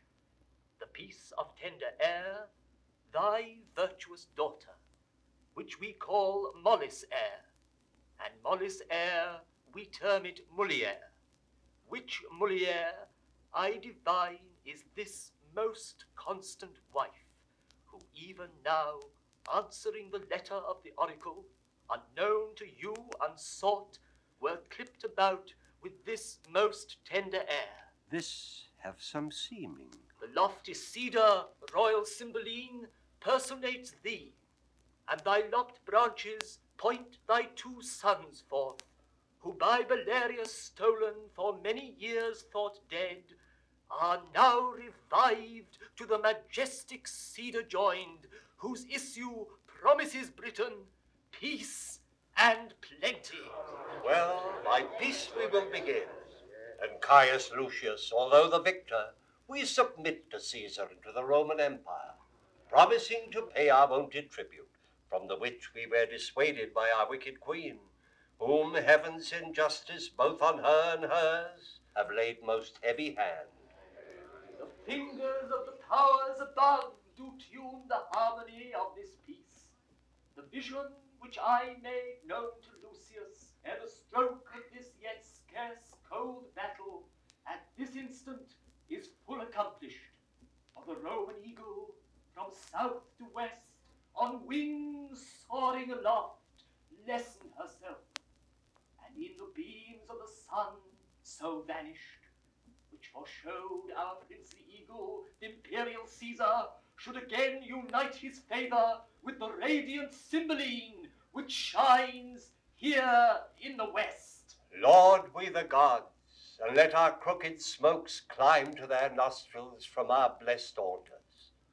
Publish we this peace to all our subjects. Set we forward. Let a Roman and a British ensign wave friendly together. So through Lud's town march, and in the temple of great Jupiter, our peace we'll ratify. Seal it with feasts. Set on there. Never was a war did cease ere bloody hands were washed with such a peace.